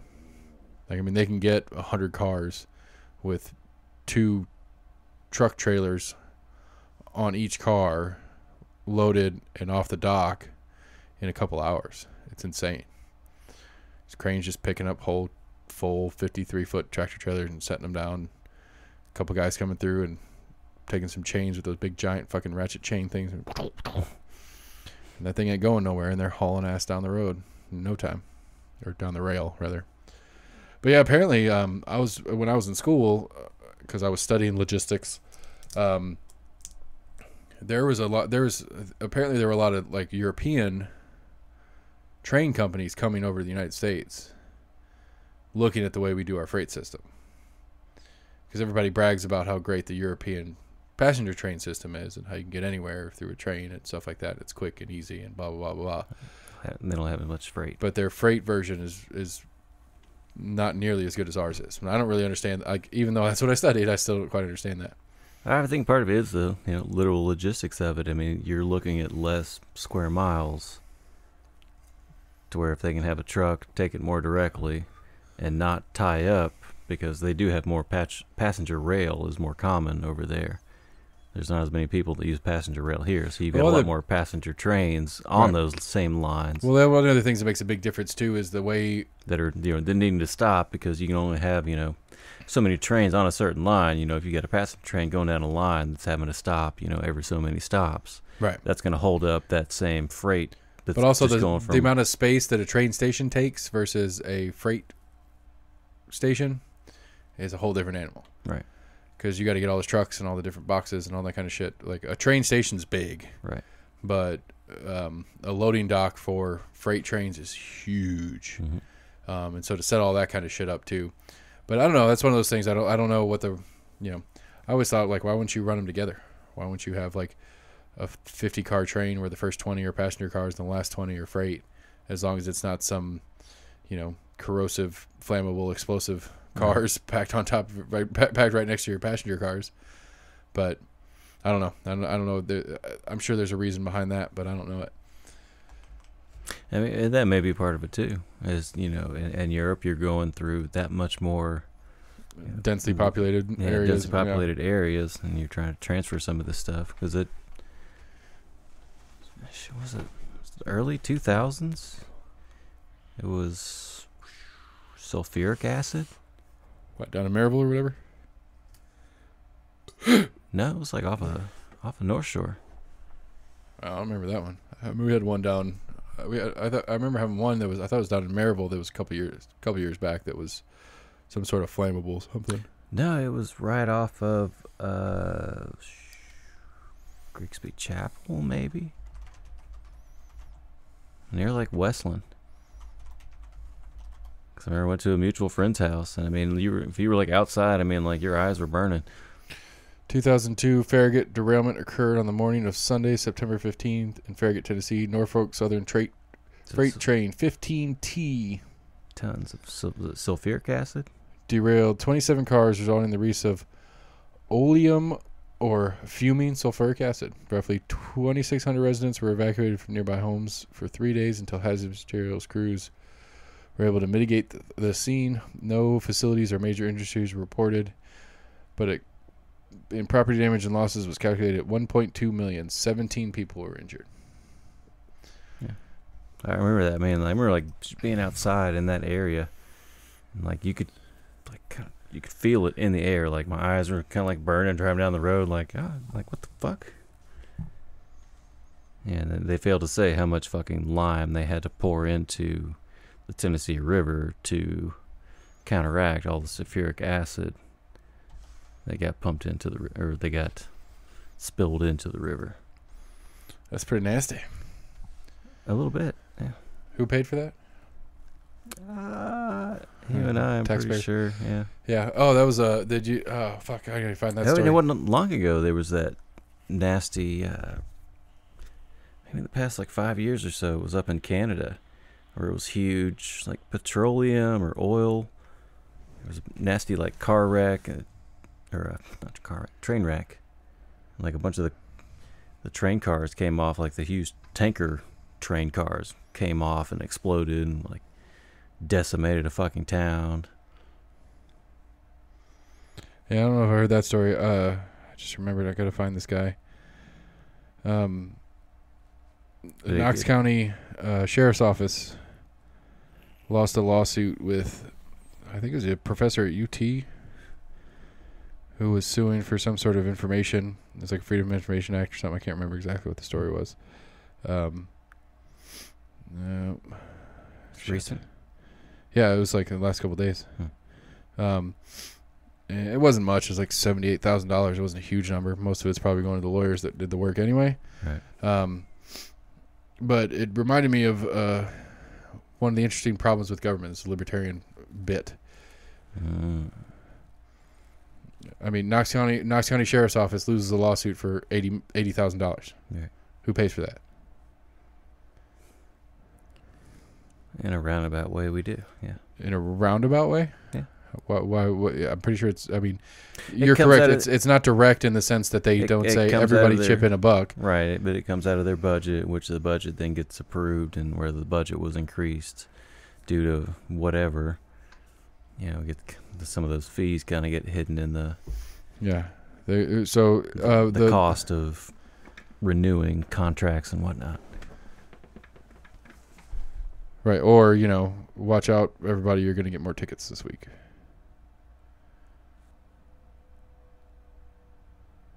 Maybe It's so much that, but yeah. I don't know. That's my favorite joke. I don't know how I'm much sure that's part of it. No, I mean there's definitely validity behind that. I mean I've heard secret recordings of police departments where right. whoever need some was money. running it was like, all right, we need to get at least like 4 no seatbelt tickets and so many speeding tickets and blah blah blah, and just basically having like quotas of what we need to get. Yeah. And why do we need to get it? It's not money, maybe. Right. Maybe. But it's not it all comes down to how the department's ran, basically, whether or not somebody higher up is encouraging there's certain numbers, or if somebody in the higher up is actually encouraging 100% egalitarian police work. Like, no, we're not doing that stupid shit. But you get some semi-corrupt people in power, or some people are just playing the numbers game to where you've got somebody above you that's expecting better numbers because the person above them is expecting good results, and you're expected to keep providing good results. And no one's comfortable with the status quo, so you always want, your numbers to be getting better, which almost kind of encourages you to kind of keep either padding those numbers or increasing your aggressiveness of getting those numbers, right, per se. Dude, I cannot find this fucking thing. It's gonna drive me crazy. Anyway, yeah. Point being, that's always been a big. If you want to go back to rail, I don't know. No, I was just saying, like it's one of those. It's like, there you can't. It's hard to. How do you punish government? I guess is the point. What I'm getting at. How do you mean? I mean, maybe one official get fired. It depends. But it's like a county commissioner gets fired or gets impeached. I guess it sucks. Right. It's not like it's a money thing for them. It's just like. But who goes into a place? Probably his assistant, which. Well, not even that. Most likely doing. Right, but not even that part of it. Just the premise of, what is the deterrent to stop them from doing things they shouldn't? Maybe it's not things that are illegal. Maybe it's not a legality that they're not necessarily doing something illegal. But what is the deterrent for them to, not hire their friend to do a job that they may or may not be qualified for, but they have the ability to help their buddy out, so they're going to give them that job.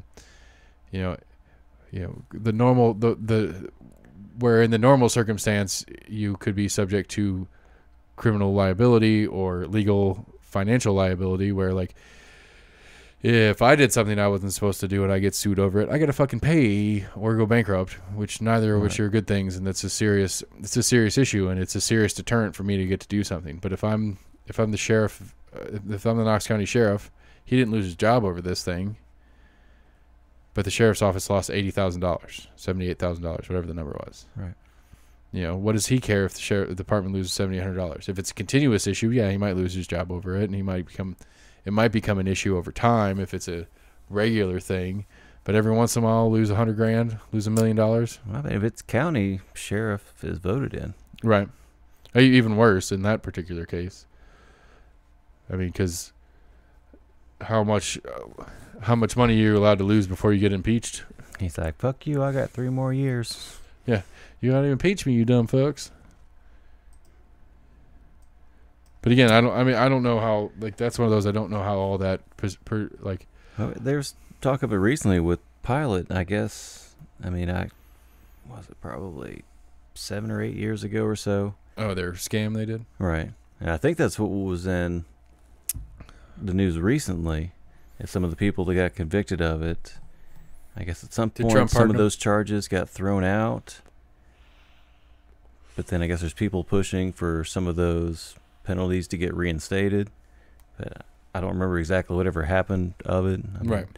Pilot's a fucking major corporation. I'm sure a lot of it got settled out of court, and I'm sure there was probably some backdoor like handshaking that went along with it as well. I mean, yeah, it wasn't like I was like, okay, well, the CEO of Pilot's son, the governor of the state for a while. Plead for this, yeah. Oh, yeah, I'm sure. So they made sure to keep their hands clean of it. There was no talk of, Bill Haslam, the governor at that time, and I mean, he owns the Browns. He's in it. Jimmy. He doesn't need further punishment than being a Browns owner. That's old Jimmy. That's old Jim. I'm just saying, like, the family has enough shame for being part of the Browns organization. I don't know what the hell Bill Haslam is doing nowadays. He was a governor for a little while. Huh? Chattanooga mayor. Google that shit, bitches. I think he was even our mayor for a short term. Was he not?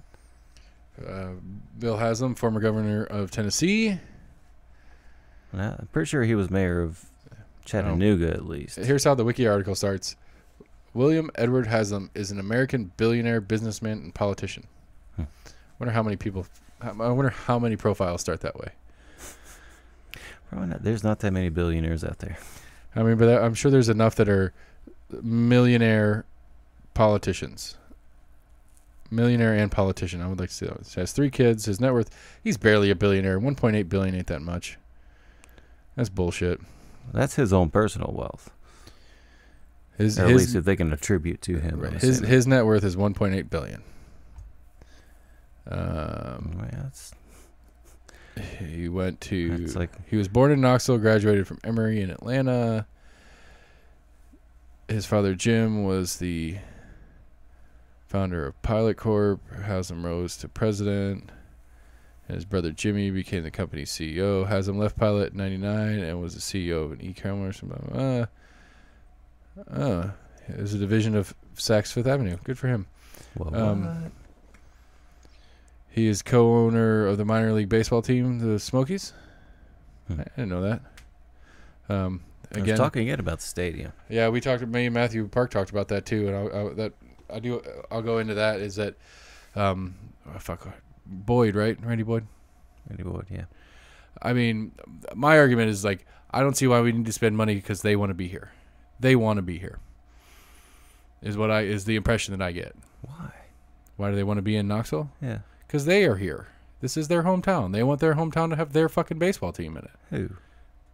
Boyd and apparently fucking Haslam. According to Wiki, he's still a co-owner.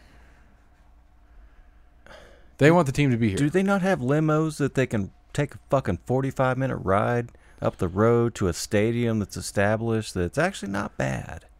Yeah, but that doesn't. That is beside the point. Because they don't own that stadium either. Sevier County owns that stadium. You got enough money, fucking buy it. Goddamn. That's my point. Is Sevier County owns their stadium. Buy your own here in Knoxville. You want to be in Knoxville? Fucking build it and buy it. Right. They want other people to float the bill. Right, because what they really want. Don't take the risk. What they really want is the neighborhood around it that they already own most of anyway. At least Boyd does. Boyd owns like half of that. I mean, I think he owns most of the land that he wants to put the stadium on already. But then all the stuff around it, because he wants to tear all that shit down and build, ground level commercial, retail, bars, restaurants, all that shit. And then, some residential shit on top of it and all that kind of stuff. That's what he really, really wants. And having the baseball stadium right there is what will make that value for those properties. But he doesn't want the risk of the baseball stadium, even though he owns the fucking team. And it's up to him whether the team stays here or not. I could get it, because that's the premise. The premise is as the county, we're the ones taking the risk if he decides to move the team. Fucking rich, stingy people. I don't get it. I mean, that's you don't get rich by throwing your money around. Yeah. Floyd Mayweather is talking about another stupid fight. I believe Floyd Mayweather is like the 3rd ever billionaire athlete. Well, apparently Tyson and Roy Jones Jr. were both saying yeah, we'll do, or at least Tyson was saying he was up for another fight. I'm sure. Steroids are fucking real shit, dude. They don't fuck around. In that little interview, it looked like Roy Jones Jr. was holding his gut, oh god, I'm I don't know if he took a bunch of gut shots. I don't know. I didn't get to watch much of the fight, but the post interview was really interesting. At least the one that I saw. The bit where Tyson was not what we would think of as Tyson. No, he was being polite. He was like, funny. "Yeah, I had a lot of fun. Yeah. That was a fun fight. Yeah. Oh, you did good. You did awesome. Hey, you fought so well." Yeah, I mean, and it killed the prediction. A lot of people were talking about how it's a lot of people were talking about when they get in there, it's. How did it end in a draw though? I mean, I guess it was designed. It was designed to end in a draw. There's no judges. California, I think was it in California? I don't know. Whatever state sanctioned it, they were not allowed to knock each other out by rule. Anybody gets cut, the fight's over. I mean, somebody starts wobbling, you just gotta back off. I don't fucking know, honestly. I mean, how does no knockout rule work? They're long-term professional fighters. I want to hit you, but you can't hit me too hard. Right. They're long-term professional fighters. They actually probably do know how to do that. They probably do know how to fight without knocking somebody out, realistically. But they weren't allowed to knock each other out, which at their age is probably a good idea. Oh shit! I killed you. Fuck. Right. When Tyson was 22, right. That's all that he was thinking about is, can I kill this guy? Can I kill this guy? I'm gonna hit this guy harder because he's not dead yet. Yeah. But everybody was talking about how once Tyson gets hit, this that switch is gonna kick, and he's going to be out for blood. And what all the sanction rules and all that shit are out the window. Give me one too. That's what happens to most people. And so get in the heat of the moment, your adrenaline's pumping. Yeah, but that I don't know if Logic there goes was out the window. There was something in the post fight that I saw that was funny, where it was like they're talking to Roy Jones Jr. and like, were you worried about Tyson hurting you? And Tyson interrupted. And he's like, "What about me? Roy Jones is a great fighter. He could hurt me too. Nobody asked if they're gonna hurt me." It's like, yeah, but you have that thing on your that crazy tattoo on your face, and you still look like a murderer. I mean, you really do, buddy. Roy Jones Jr. looks like a nice old fit dude. Yeah. Tyson looks like a fucking murderer. But Tyson was. I don't know if Roy George Jr. was always known for his. I don't know how many knockouts he had. I know he's well known as a great fighter, but and he fought up to he was still fighting like 3 years ago. Was he? Yeah, and that was Tyson saying that same thing. He's like I've been off for 15 years. He fought like last week. But yeah, I don't Tyson was always known for his power. For fucking murking people, like just knocking people into next Thursday. But I don't know. Apparently, who'd Tyson bite his ear off of? Evander Holyfield. Yeah. He wants to fight Tyson again. Holy shit! Because he was old at that time. Yeah. Tyson was still middle aged, but Evander Holyfield was nearing retirement, if not had already retired and came out of retirement just as this fight. I think it was a 30 for 30. Have you watched any of the 30 for 30s on ESPN? A few of them, yeah. There was a Holyfield one. I think it was 30 for 30. There was talk that the Tyson Holyfield feud that never happened because Tyson went to jail. Like Holyfield, after he bit his ear off. No, this is before. Okay. Because they finally got the fight, but it was after Tyson got out of jail. Right, and it was past prime for both of them. What did Tyson go to jail for? Beating the shit out of his fucking girlfriend. Okay. And maybe some random dude on the street, like not a regular fight. Anyway, or maybe wife. I think it was his wife at the time. She was an actress or model or something like that. Yeah, I can't remember. She was hot. Givens? No. Yeah, I remember was talking of domestic abuse. Right. Anyway, they were talking about it's one of the weird things about sports that's a problem. Conor McGregor's the same thing. Floyd Mayweather is the same thing. Part of the reason Tyson was so good, period. He was that good at boxing. But the image of Tyson, the scariness, the fear, the he's out there trying to kill people within the rules of boxing, but he's trying to kill you. That thing sold the fights. Yeah. So this is going to be an exciting fight. And in fairness, it's not new, especially to combat sports. But that premise is permeated into other sports, and I hate it. Combat sports, it's a different thing because you are out there hurting each other. That's part of the thing. But it's into football and basketball and all that kind of shit. The mouthy guy, Floyd Mayweather, for what his original nickname was Sugar, because he was sweet and smooth or something like that. Really? Yeah, and he changed his nickname. There was Sugar Ray Leonard. No, it was. I can't remember. It was before it was Money Mayweather. It was like Sweet or something like that, or Smooth, because he's really good, super technical. Apparently, I thought he was the one that had super fast hands. Right, but he doesn't hit very hard. It's that his whole thing is he doesn't get hit. In his entire career of 51-0, including the Conor McGregor fight, he got hit 6 times. Really hit 6 times. His thing was he was so good and so technical that he could stand in range of you and you still couldn't hit him. That was his gift in boxing. But because apparently his dad was a pro boxer and his uncle was his coach for a long time and all that shit. Anyway, he was that fucking good and arguably one of the best boxers, if not the best boxer ever in the history of time. And should be the best paid boxer of all time because he's good. But realistically, he's the best boxer of all time, and the most paid, but not because he's the best. He's the highest paid boxer of all time because he ran his fucking mouth.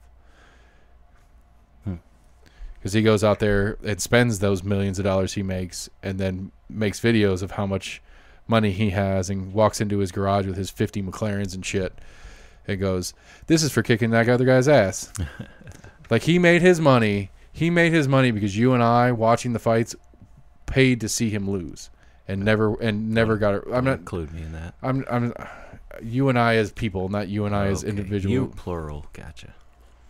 It's all right. You were looking at me. I thought you were talking to me. Well, I'm not gonna.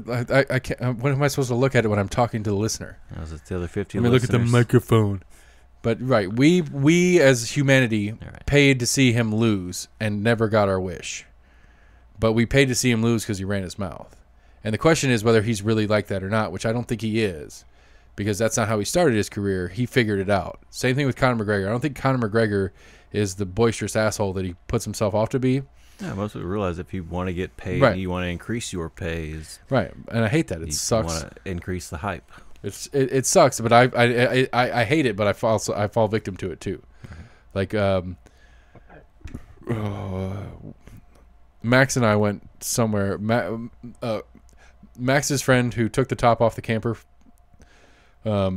used to work for, like, they knew each other because they worked at Hooters together, and as a little thing they figured out when he worked at Hooters always had the big fights. So they had to deal with pay-per-view. Hooters Corporation had to deal with pay-per-view. So when they had big fights, whether it was MMA or boxing, Hooters had the fights. Right. And since Hooters had the fights, they were always busy nights, so he always worked. But they'd figured out somehow that he got one of their DirecTV boxes in his house.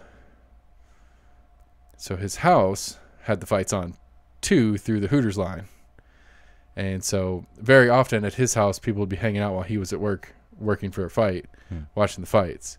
And so Max and I were hanging out at his house once watching, I think it was one of the Mayweather-Pacquiao fights. And I'm not a big boxing fan. I watch it peripherally, but you can't not know Mayweather. Right. And I was like, I want to go see Mayweather get his ass kicked. And I was wrong. Just like every other fight that he's ever been in. You're going to be wrong. But that's his scheme, and he's good at it. Most of the newer boxing fights, like, not interesting at all. Especially the lighter weight. So the lighter the weight is, apparently, I mean, Rogan talks about it because he's big into fights of all sorts. But if you don't understand the technicality of the lighter weight fights, it's hard to watch. Right. When you get the heavyweight fights, they're just fucking slamming each other as hard as they can, and they're big enough that they can take a couple of them before it starts, scrambling their brains. But yeah, like heavyweights were, like Tyson was the last of the heavyweight. Like Tyson in his prime was the last time I remember watching fights, like wanting to watch a fight. Like Tyson just murking people. I remember the last boxing match I paid for was Tyson beating the shit out of that white kid that thought he actually had a chance.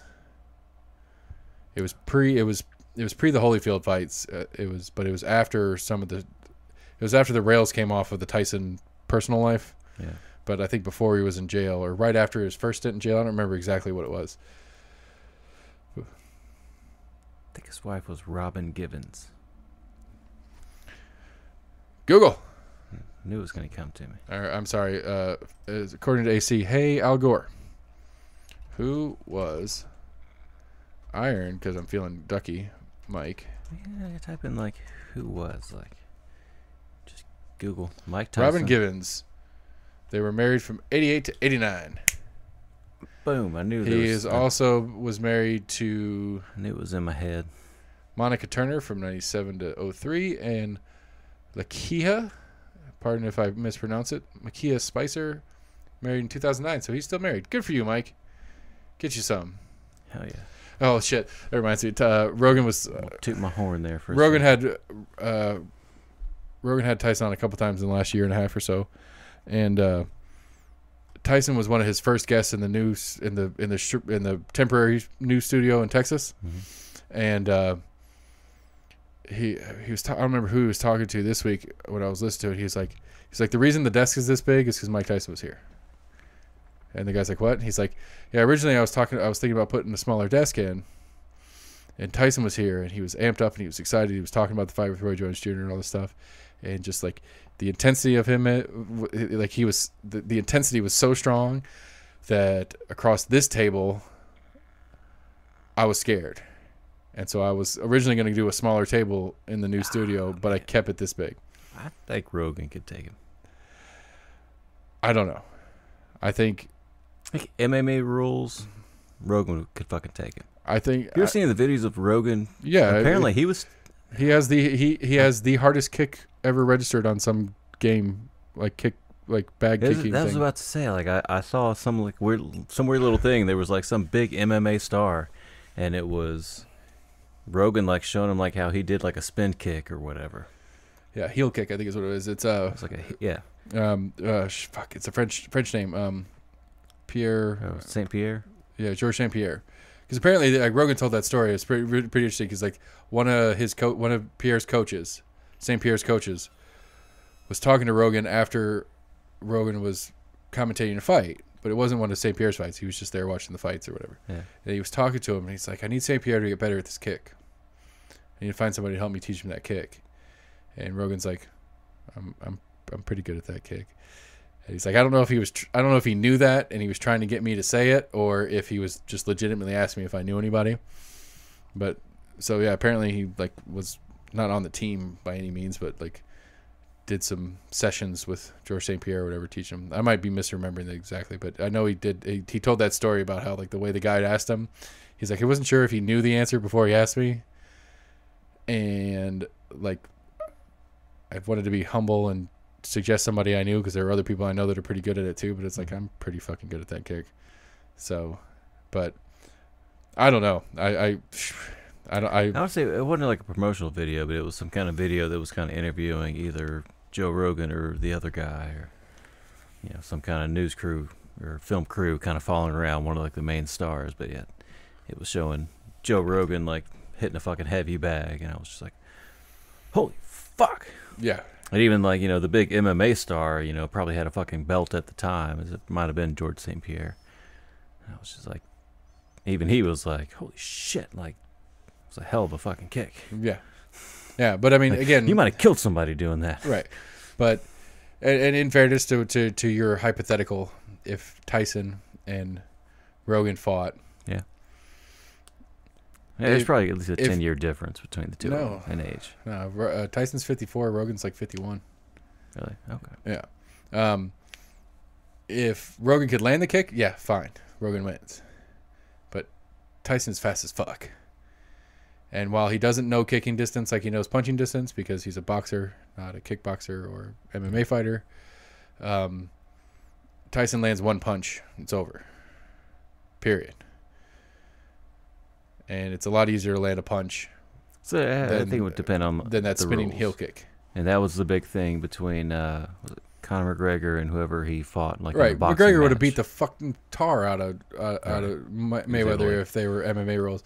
Like use his legs, if it was just clinch, and if it was just boxing and elbows, McGregor would have beat the shit out of him. If it was just boxing and knees, McGregor would have beat the shit out of him. Yeah. If it was anything above just boxing, McGregor would have trounced all over, McGregor would have trounced all over Mayweather. And Mayweather knew that, and that's why he wasn't going to agree to that shit. Right. It would have been much more fun if they would have agreed to a 1-on-1 where it's like, okay, I'll fight by your rules, you fight by my rules. 6 months apart. Go. That'd have been cool. Right, so McGregor could only punch, but then Mayweather could kick and No. I meant like you fight once in boxing, traditional boxing rules, and then we fight again in traditional MMA rules. Yeah. And then it'd be they'd have fought twice, and they would have both won once. I mean, period. Right. Because McGregor's not. I mean, I don't know. McGregor for MMA is a striker. He punches and kicks more than he does grapples and stuff. Punch. But, but I mean, hell, like I think again, if we're talking fighting stuff, I'm always going to use Rogan as my reference because he's a junkie for it, and it gets shoved into most of his conversations with anybody I listen to with him. I mean, Rogan's thing at least, and he, I trust him as a source on it. You could take some B squad MMA guy and put him against Mayweather in MMA rules, and some B squad guy is going to beat Mayweather in MMA rules. I mean, it's all about training. There's no Mayweather's trained to use his hands like a motherfucker. Right. Yeah. Outside of that, he doesn't know elbows. Right. It would take a solid clinch. Right. It would take a solid decade for Mayweather to catch up with all the other parts and pieces. Right. I mean, you could take. Like, I mean, as soon as you clinched him up, I mean, he would be waiting for the ref to like, all right, break it up, break it up, break it up, and they're Right. like, no, you're in the clinch. Like, I mean, you could put you need Max. to fucking fight. You can put Max and his out of shape ass wrestler. He could probably give Mayweather a run for his money. Oh yeah. Just because of his wrestling knowledge. Right. Yeah. So, shout out to Max. And I just height and reach difference on him. well that I mean yeah, they're not even remotely in the same weight class. 2 Mayweathers against Max, and they're still probably not in the same weight class. I think Mayweather fought at like 140, 150, 145. It's tiny. Like, I mean, McGregor's a flyweight. He's like, I think 165 was. I think he was when he was the. I thought he went up to middleweight. I think the highest he fought at was like 170. I think. Al Gore. To the Google. Mayweather. Fight. Wait. So what's that one? I think he held 2 different titles. Despite both arriving. So at least one of his earlier fights, he weighed in unofficially at 146. Oh, I'm sorry. The other guy weighed in at 146. He weighed in at 136. The Mayweather-McGregor fight was 155.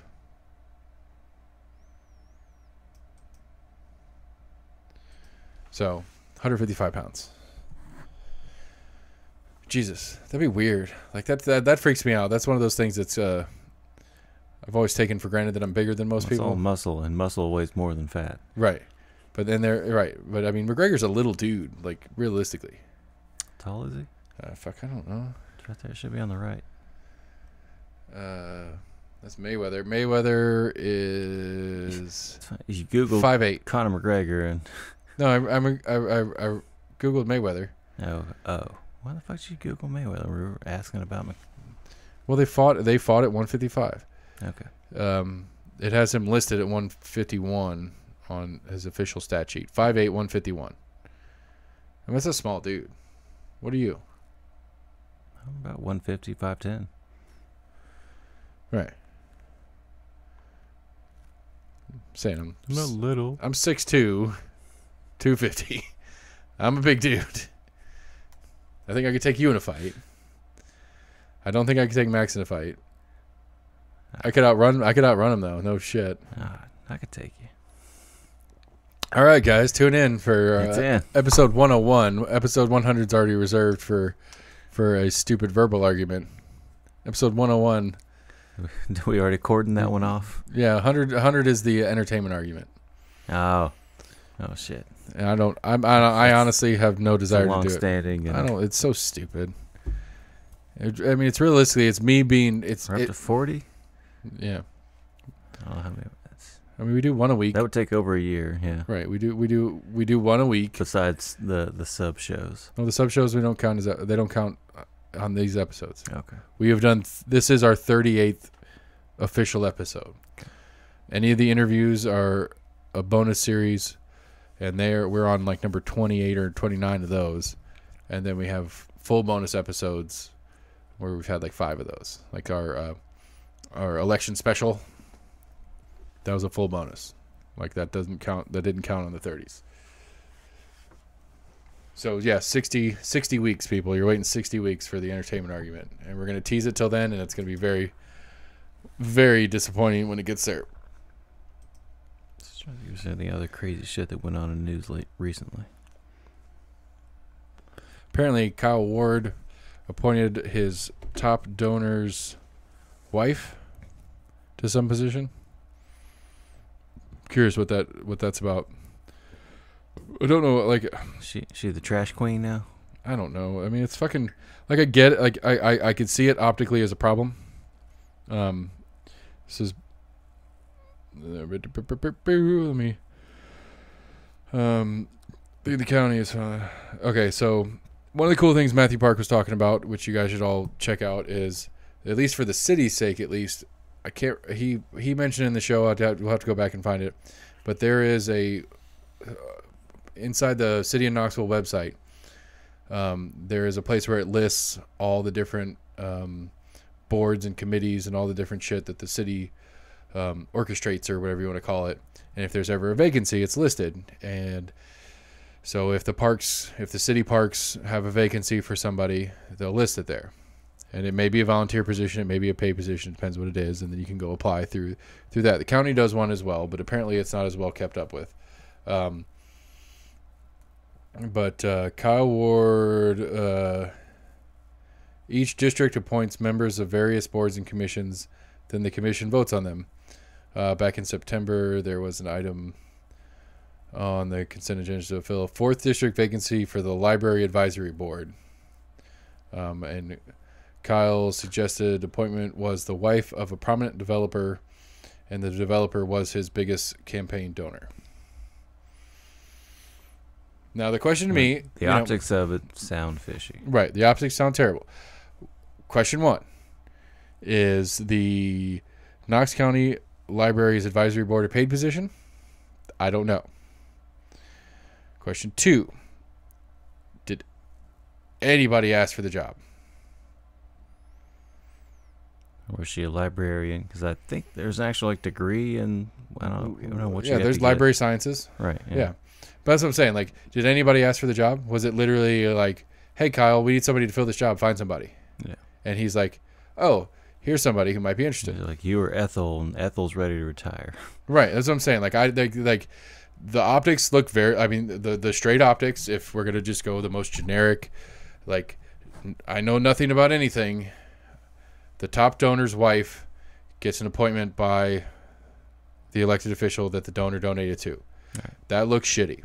Right. But let's be fair and think about it for a second. How many people asked for that job? Did anybody ask for that job? Did Kyle actually have to go out and recruit somebody to take that job? I mean, that's the first I've heard of that job. So, That's what I'm saying. How many people actually even know that is a job? Is it a paid position? That's the real question to me. If it's a paid position, then that makes the optics even worse. But I mean, honestly, it can't be, even if it is a paid position, it can't be significant. Because, I mean, Kyle only makes $1,500 a month or something like that for being a commissioner. Huh. Actually, I don't know. That would be the worst optics possible. If it's paid more than he is. That's true. Because then that's really something about he is greasing some hands to get him further in the game so that he can make more money doing the game. Because okay, you donated a bunch of money to my campaign, great. You want me to give your wife a job that pays more than mine? Why don't I quit being a commissioner and go take this fucking library advisory job and make more money? If I'm in it for the money, I'm not going to appoint somebody. I don't know, it just doesn't make any sense. I mean, it could just be like a stature thing. There's no way to work your way up. You would be essentially going in a step down and trying to work your way up from I'm just saying, Knox County Library. To try to be try to step back a little bit and try to look at it for what it is. It does look fishy. It does sound a little fishy. But if we're literally talking about volunteer jobs, what's the future of that job? I mean, does that give this lady who got the Knox County Library Advisory Board job, does it give her something moving forward that's of value? Where's the value to that person? I mean, really, is it Kyle Ward kicking back a bonus to his donor by getting his wife out of the house? Is that what the quid pro quo is here? Is like, hey, buddy, appreciate you donating to me. Here's the thing to get your wife out of the house so she'll leave you alone. Yeah. I'm just saying, I'm trying to figure, I don't know. Maybe I'm oversimplifying something that isn't that simple, or maybe I'm complicating what is a very simple transaction, but it just doesn't seem like it's the values there to have it be something to be worried about. I didn't even think this was even position.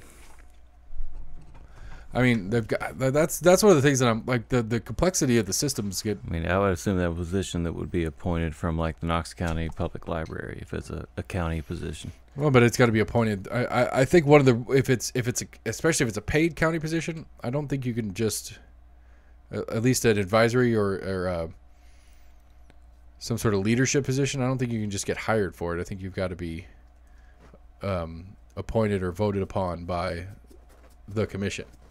What the fuck are they doing?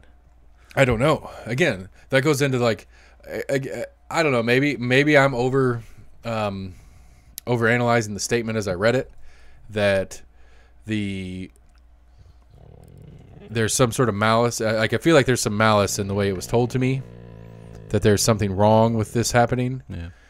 And again, optically, I can see what the reference is, but at the same time, it's like, okay, so some random lady's got a volunteer job for a thing. Like, what does that do?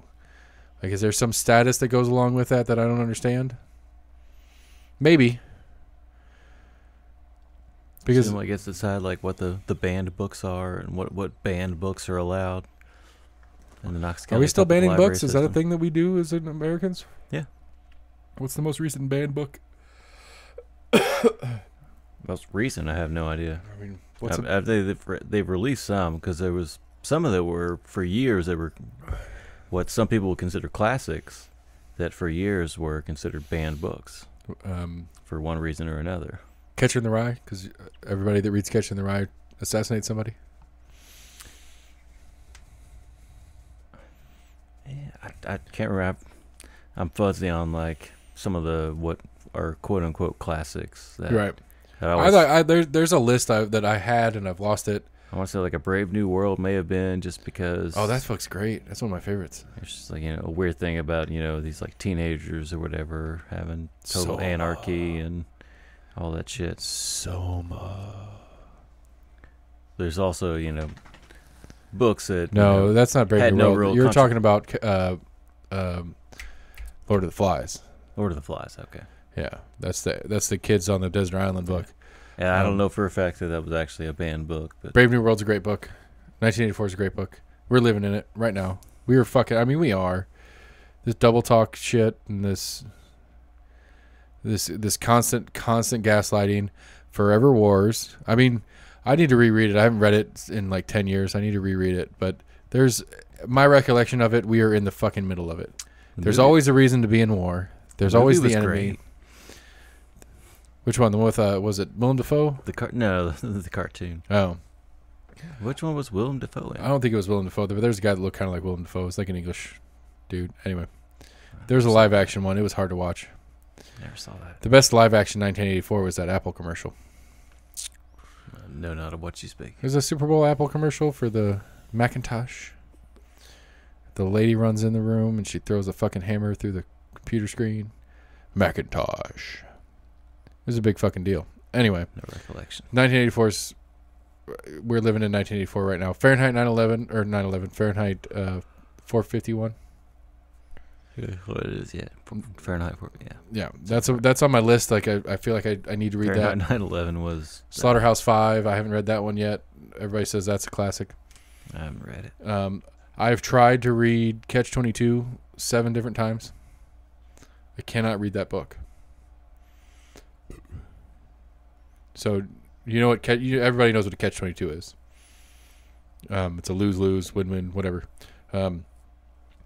So the premise of the book is, I believe it's World War I pilots, where it's a suicide mission. You're going to die. Only a crazy person would take the mission. The Catch-22 is a sane person would try to refuse the mission, but refusing the mission means you're sane and are capable of taking the mission. If you're willing to take the mission, you're crazy, and you shouldn't go on the mission, but they're going to let you go on the mission because they need people to go on the mission. And that is the Catch-22. So the whole book is like crazy people talking to each other and being crazy. And my crazy brain cannot follow what's happening in that book. I've tried multiple times to read that book, and I cannot. My brain cannot do it. But yeah, Catch-22, Raising the Sun. Guess I ever tried to read that. I tried to read a little bit of War and Peace. I did like one of the Art of War. I did one of the weird things that like I literally like turned to like the last like chapter of it, like we see what happens in the end. Mm-hmm. Of course, like War and Peace. It's one of the longest, thickest epic books ever. Yeah. Yeah. So reading the last chapter didn't provide shit. One of the Dan Brown books. Like I've read a handful of those Dan Brown books. But yeah, I didn't get into those. There's the one they haven't made a movie out yet was my favorite of the Dan Brown books. Maybe because the movie didn't ruin it. I'm not sure. But yeah, banned books. I don't know. Anarchist Cookbook. That's been banned. I don't know. I didn't think it was a thing we did anymore. I think they're still out there. I don't know how much of an issue it still really is. I'm just saying, I could see banning a book in. I mean, some of it just comes down to school curriculum. Right, I could see. I mean, there's. I could see not allowing a book in a school library, like textbooks. Really want to dig into it. There's issues of almost like monopolistic, bookmaking companies. Oh yeah. As far as like contracts of like certain books that then get provided to school systems throughout the U.S. Oh, that fucking the new way to have you learned the new way to divide? I don't believe so. It's been a while since I've been taught how to divide numbers. I got an email from my kid's math teacher. I use my calculator. I got an email from my kid's math teacher. It's like, hey, we're starting division. It's like long division. We're starting division. Do not help your kid using the division you learned when you were in school. Really? That is not a direct quote, but that is the general synopsis of the email that I got. Right. To which I replied, how the fuck do you divide? And it's an interesting little system. Like I get it because the way we learned how to divide, if you did it wrong, it was wrong. The new way, if you do it wrong, but do the process correctly, you'll still get to the right answer. It's hard to describe, but essentially it's guessing. It's weird. So I don't know, whatever. 400 divided by 4, easy one, but 400 divided by 4. 100. Right, but Phew. Okay, I can still do it. Or is it 4 divided by 400? Anyway, that would be 10%. 0.04? Yeah. 0.1. 0.1. Anyway, so when you're doing the new division, you kind of guess at it. So you think about it, you can break it down into different ways. So a better example would be like 420 divided by 4. And so you're thinking to yourself, well, like 400 for 4 times 100 is 400. Okay, so I take 100. And you write 100 down, and 100 times 4 is 400. Okay, so that 100 is good. So I put this 100 over in this column over here. And it's like, well, what's left over? So 400, take the 400 off, so now I have 20 left over. How do I get to 20 with a 4? 5. 45. But it's like there's a guess thing to it where you're just kind of throwing like what you when you see the numbers, like what's the number that works together with it? Okay, this works. But if you do it wrong and it's like you underguess, so you say 90 or something like that, or 9 times 4, and it's like, okay, that's 36, and it's like, okay, well that leaves this remainder left over when you do the math on it, and then it adds up over here. It works. Like, it makes sense when you kind of fuck around with it for a little bit. I mean, it sounds kind of like logical long division. It is. I mean, it really is. It's just the visual. I mean, even like long division, you have to know your multiplication tables. Right. And that's really what it is. It's just how many times can this go into something? Okay, right. What's the remainder? How many times can this number go into the remainder? Right. But what it does is it lets you make the mistake. Like, if you make the mistake, if you continue the process, you'll correct the mistake in the process. Where if you made the mistake before, it's just wrong, you have to start over. It's actually, it makes sense. It's just I don't like the idea, like it's different than what we knew. Right, it's different than what we knew, and it's just like, all right, I'm trying to play along here. But then again, and I shouldn't say this now that we're probably getting to the tail end of the show, but there are parts and pieces to me that it really does feel like there are things that the school systems do where they are trying to take it away from parents. They don't want parents involved. They want to be, well, and maybe for the sake of discussion, maybe it's they want to be capable of making it regardless of parents. Not that they don't want parents involved, and that maybe the intent is so that if parents don't choose to be involved, we can do it our way anyway. Right. I agree that that's part of it. But I think teachers have come to the realization that a lot of parents either don't or don't have the time. Well, that's what teachers get paid to do. So, yeah, there's that part. Right. But at the same time, I think part of it is a design to try to equal the playing field for kids, regardless of their parents' involvement. Right, but at the same time, as a parent, you can't just wash your hands of your child's education.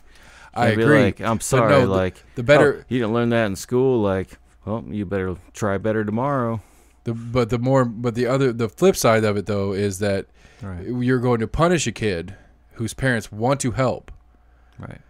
So that kid's potential is getting scrubbed because the teacher is trying to make it so that the kid that has parents that are involved and the parents that aren't involved can reach the same level. Right. And don't know how to teach it the way the teacher's trying to teach it. Right.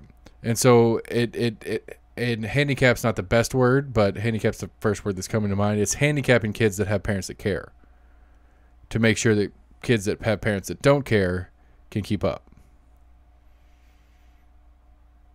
And I don't know how to properly articulate how I feel about that, because I'm in the middle. I care about my kids and I care about how much, but at the same time, I put my kids in school to be educated. Right. If I wanted to educate my kids myself, I would educate my kids myself. I mean, and I worried about just kind of trying to teach them the way I thought the way you should think about math or whatever. And it's well, I don't want to disagree with your teacher and give you a totally different logic as a way of doing math in that example.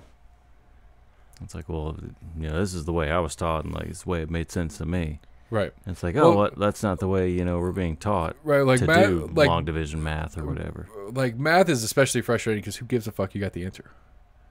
Math is they always talk about math as a language. Math's not a language, because language is you can interpret language. You can read language. You and I could read the same sentence and get a different feel off of what that sentence is trying to say. Right. Math doesn't do that. 2 + 2 is 4. I don't care how you figured out that it was 4. It's fucking 4. There's no conversation about methods and whatever. It doesn't matter. I don't care how you got there, as long as you got there without using a calculator, if that's what the teacher's asking. I don't care how you got there. And if the teacher's going to punish you because you got that right answer, but you didn't do it the way she wanted you to, fuck off. That's stupid. In math. And I will. There's some teachers that will absolutely discount you for that. It's absolutely. You didn't do it the way that I taught you. Right. Geometry is a little different because you got to proof it, but that's all geometry is right. The method. It's not about the right. It's not about the right or wrong answer. It's about the method to get the answer. Anyway, but in arithmetic and a lot of that kind of stuff that bothers that will bother me. But I'm trying to play along. I'm trying to do their method and encourage the method because I get it. I understand the premise of the method. If I truly couldn't figure out what the fuck they were talking about, right? He explained it to me. I was like, you need to teach me math, and he's like, what? I was like, you need to teach me how to do this because this is not how I learned it. Mm-hmm. And so he was talking me through it, and he was kind of explaining it. He didn't do a great job, but he got the general points through. Right. And then I found a YouTube video and watched it on there. It's like, oh, okay, all right. Okay, this makes sense. I will support this, and I will not teach my version of it. Right. Although he's doing it his way, and he's explaining it to me it his way, and the whole time I'm doing it in my head the way I was taught. But I see the method, and I will encourage the method because the method is logical. But at the end of the day, I don't fucking care what it is. If we're doing math, and the answer is correct, I don't give a shit about the method because it's math. Other things have other factors to it, but math, that is the thing about math, is that it is a universal language, and that whether you speak English or German or French or Japanese, at the end of the day, 2 + 2 is still 4, no matter what language you speak. Right. And that's going to bother me if I have that situation. We'll see. But I don't know. It's just weird. Like, there's stuff to me because, like, this year's been a clusterfuck, obviously, because of everything going on. But I've had, like, as we were progressing through school, I'm having a harder and harder time keeping up with his responsibilities. And I don't know if it's an intent on the school's part, because he needs to keep up with it himself. It's not my job to keep up with it for him. It's not the teacher's job to keep up with it for him. It's here's what needs to get done. Here's when it needs to be done. Take care of your business. It's just your oldest. Yeah. And I'm okay with that idea, but then, like, I've gotten so much weird mixed signals out of the school. Like, we had a parent-teacher thing, virtual, which is stupid. I'm not complaining about it. I understand it, and it's actually easier for me, so I'm not complaining about it on a second level for that. But I'm sitting here, like, he has 3 different teachers that he rotates through the day. And so I have one of them with notes from the other 2, and we're talking, and she's praising him and all these great things. And then I go pick up, like, a week later, and one of his other teachers is like, we're having a really we're having a problem, and it's been persistent. So we just had a fucking meeting a week ago. Why didn't I hear about this in the meeting a fucking week ago? Right. You know, and it's stuff that's been on and off all year. And Same teacher. The one that I talked to in the meeting, no. Okay. Or the one that I talked to at the school, I've talked to her twice at the school after school, where she's talked to me about having problems. Where the other teacher that I talked in the meeting through Zoom had notes from the other teachers, and none of those notes included the same things that she talked to me about in person. I'm having a really hard time trying to keep up with the whole thing on who's where and what's what and what needs to get worked on and what's not getting worked on and this, that, and the other. Like, he's fidgety as fuck. He doesn't like to sit still. His penmanship is worse than mine, which is pretty bad. Mine's pretty bad. His is worse than mine. And so I don't know. I don't know. I don't know how to interact with the school system. And I'm trying to figure out if it's me and my conspiratorial mindset, and that I think they're trying to fucking steal my kids from me. Ben Shapiro's teaching me that the school system is trying to make my kids function and hate me for making them. Making you what? Or just making them for making them exist. Your parents made a mistake by having you. Oh my god. That compares like he just became a father. And no, he didn't just become. He just became a father again. Oh, was that he's on like his third? Oh, okay. Oh. Yeah. I know. I did hear something. There's stuff like he just got a child. There is stuff that the school system does on the grander scheme that I have concerns that there is a broader intent to what they're doing, and it may not be as malicious as certain people illustrate it as, but there's a broader intent to what they're doing that I don't necessarily agree with is in the best interest of my child. Right. And I understand that is a selfish aspect to it, but that's what I was about to say. I mean, that's the one thing that's kind of hard to do. It's like, how do you do the best for the greater population, essentially? And it's not, but there is no version of that where dulling bright kids is the right answer. Right. There's zero version of that. I don't care. I get it. Like, I get that there's kids. Like, fuck. I don't like. The best example I can think of is there was a post on Facebook the other day, and I've seen it before, years past or whatever. And it's like, make sure when you're doing your Christmas stuff that the expensive gifts come from mommy and daddy, and you put the more kind of average gifts from Santa, so that when your kid goes to school talking about the cool thing he got from Santa, it doesn't overwhelm the kid that didn't get nice things from Santa because their parents couldn't afford it. Oh, spoiler, don't listen to this with your kids. Santa doesn't exist. Shh. There's an explicit warning. You're a bad parent if your kids listen to this. Just saying. Yeah. Hopefully my kids are asleep. Fuck. Anyway, it's like, okay, that is a nice thought. And I get where they're coming from on that, but at the same time, it's like, how are we going to equal? We can't. It's a fucking imaginary figure.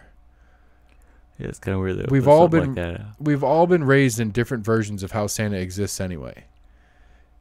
Some families Santa's black, some families Santa's white. Some families send us Mexican. It really depends on what mom and dad are, because the reality is mom and dad are Santa. But, you know, I mean, we all have our own versions of Santa that are in our personal traditions within our own families. We cannot normalize that. It's impossible. We shouldn't try to normalize that. And an attempt to normalize that is an attempt to ruin a household tradition. And I don't like that.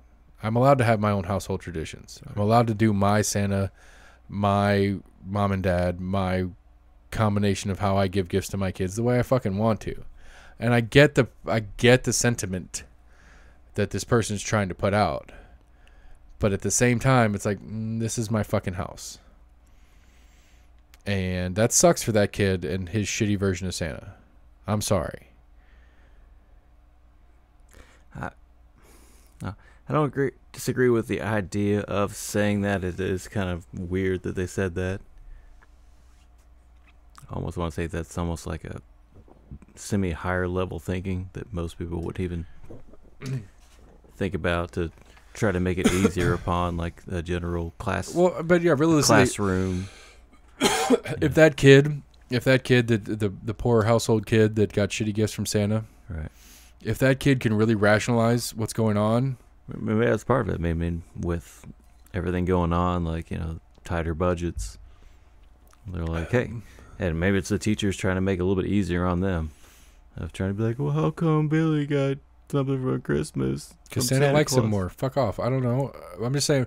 My point is that if that kid is capable of rationalizing why Jimmy got a better gift from Santa than he did, that same kid should be able to rationalize his entire household's socioeconomic status.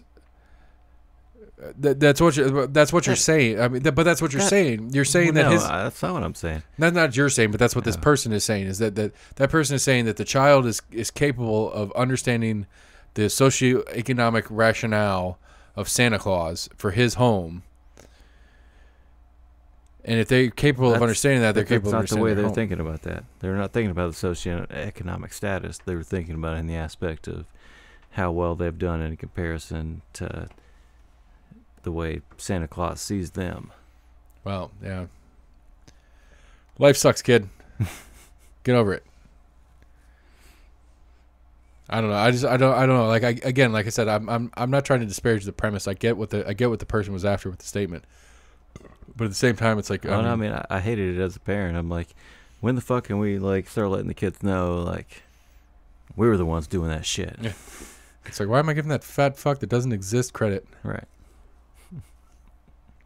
It's like, motherfucker. I mean, I was the one staying up all night putting that shit together. I mean, realistically, it's a long-term bribe that we do. Fucking behave yourself. But it's February. Hey, yeah, but Santa's keeping notes. Some is just tradition that's gone on for years. Right. It is, and it's. I mean, and I don't know, like fuck. There's still youngest Claus was at the mall all the time. Right, and we put up and what 5 years ago we added a new one, and we all fucking hook, line, and sinker. Parents jumped on board with that stupid elf. Elf on the Shelf. My youngest was fucking talking to him the other day.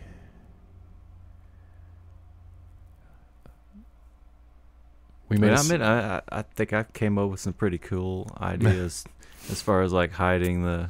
I'll give a Elf shout on out. the Shelf. I'll give a shout out to the Car Wash Dan, his Facebook page.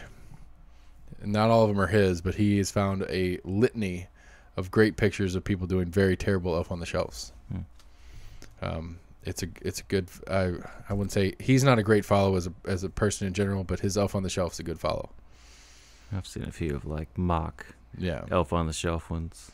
Yeah, there's a good one where they're hanging the elf or the Christmas Skittles that are all just like red and green, and looks like the Elf on the Shelf is like puked everywhere or whatever. Yeah.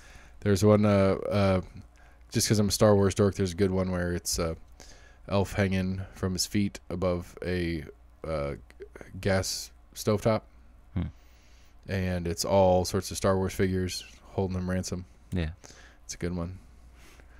There's a handful of Barbie, like Barbie's a hooker kind of ones that get pretty dirty. They're pretty fun. Anyway, I strapped him to the ceiling fan in our living room. I thought was pretty good. we had a funny one earlier this week. He was out and he had fallen down at some point. I think it was Friday. No. Thursday. I don't know. Anyway, he was in a spot and he had fallen off that spot onto the floor during the school day.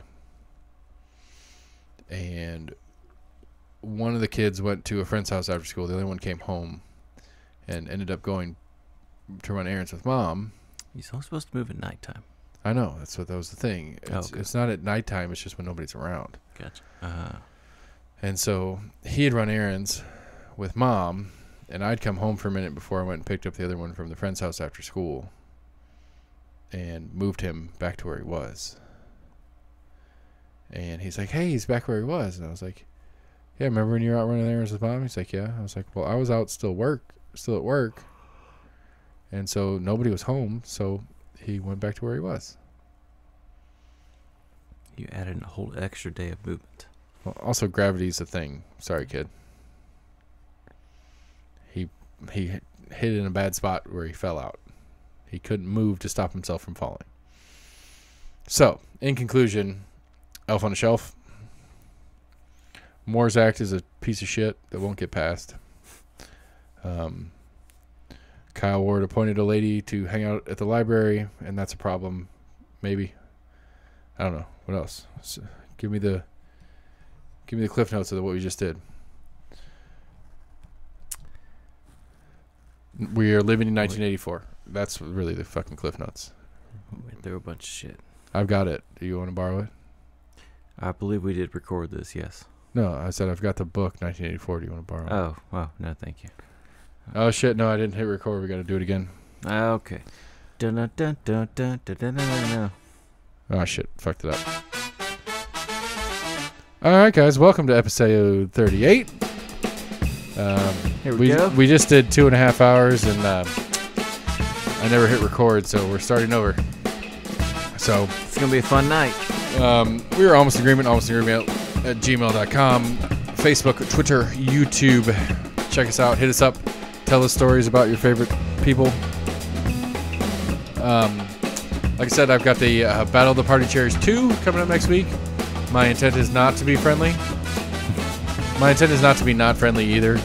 But like the last one, it was like, hey, let's play an agreement show. Let's talk about things that we agree on. I intend to get more open to discussions on things that are happening that they know about and want you guys to know about. So tune in for that. That's fun. Last one was fun and it got a little hot. I think I still got the bells. Ding, ding, ding. Yeah, it won't let me do two buttons at the same time. Anyway, episode 38, sometime in December. I haven't shot any deer yet, and I hate myself for it. Good night, everybody.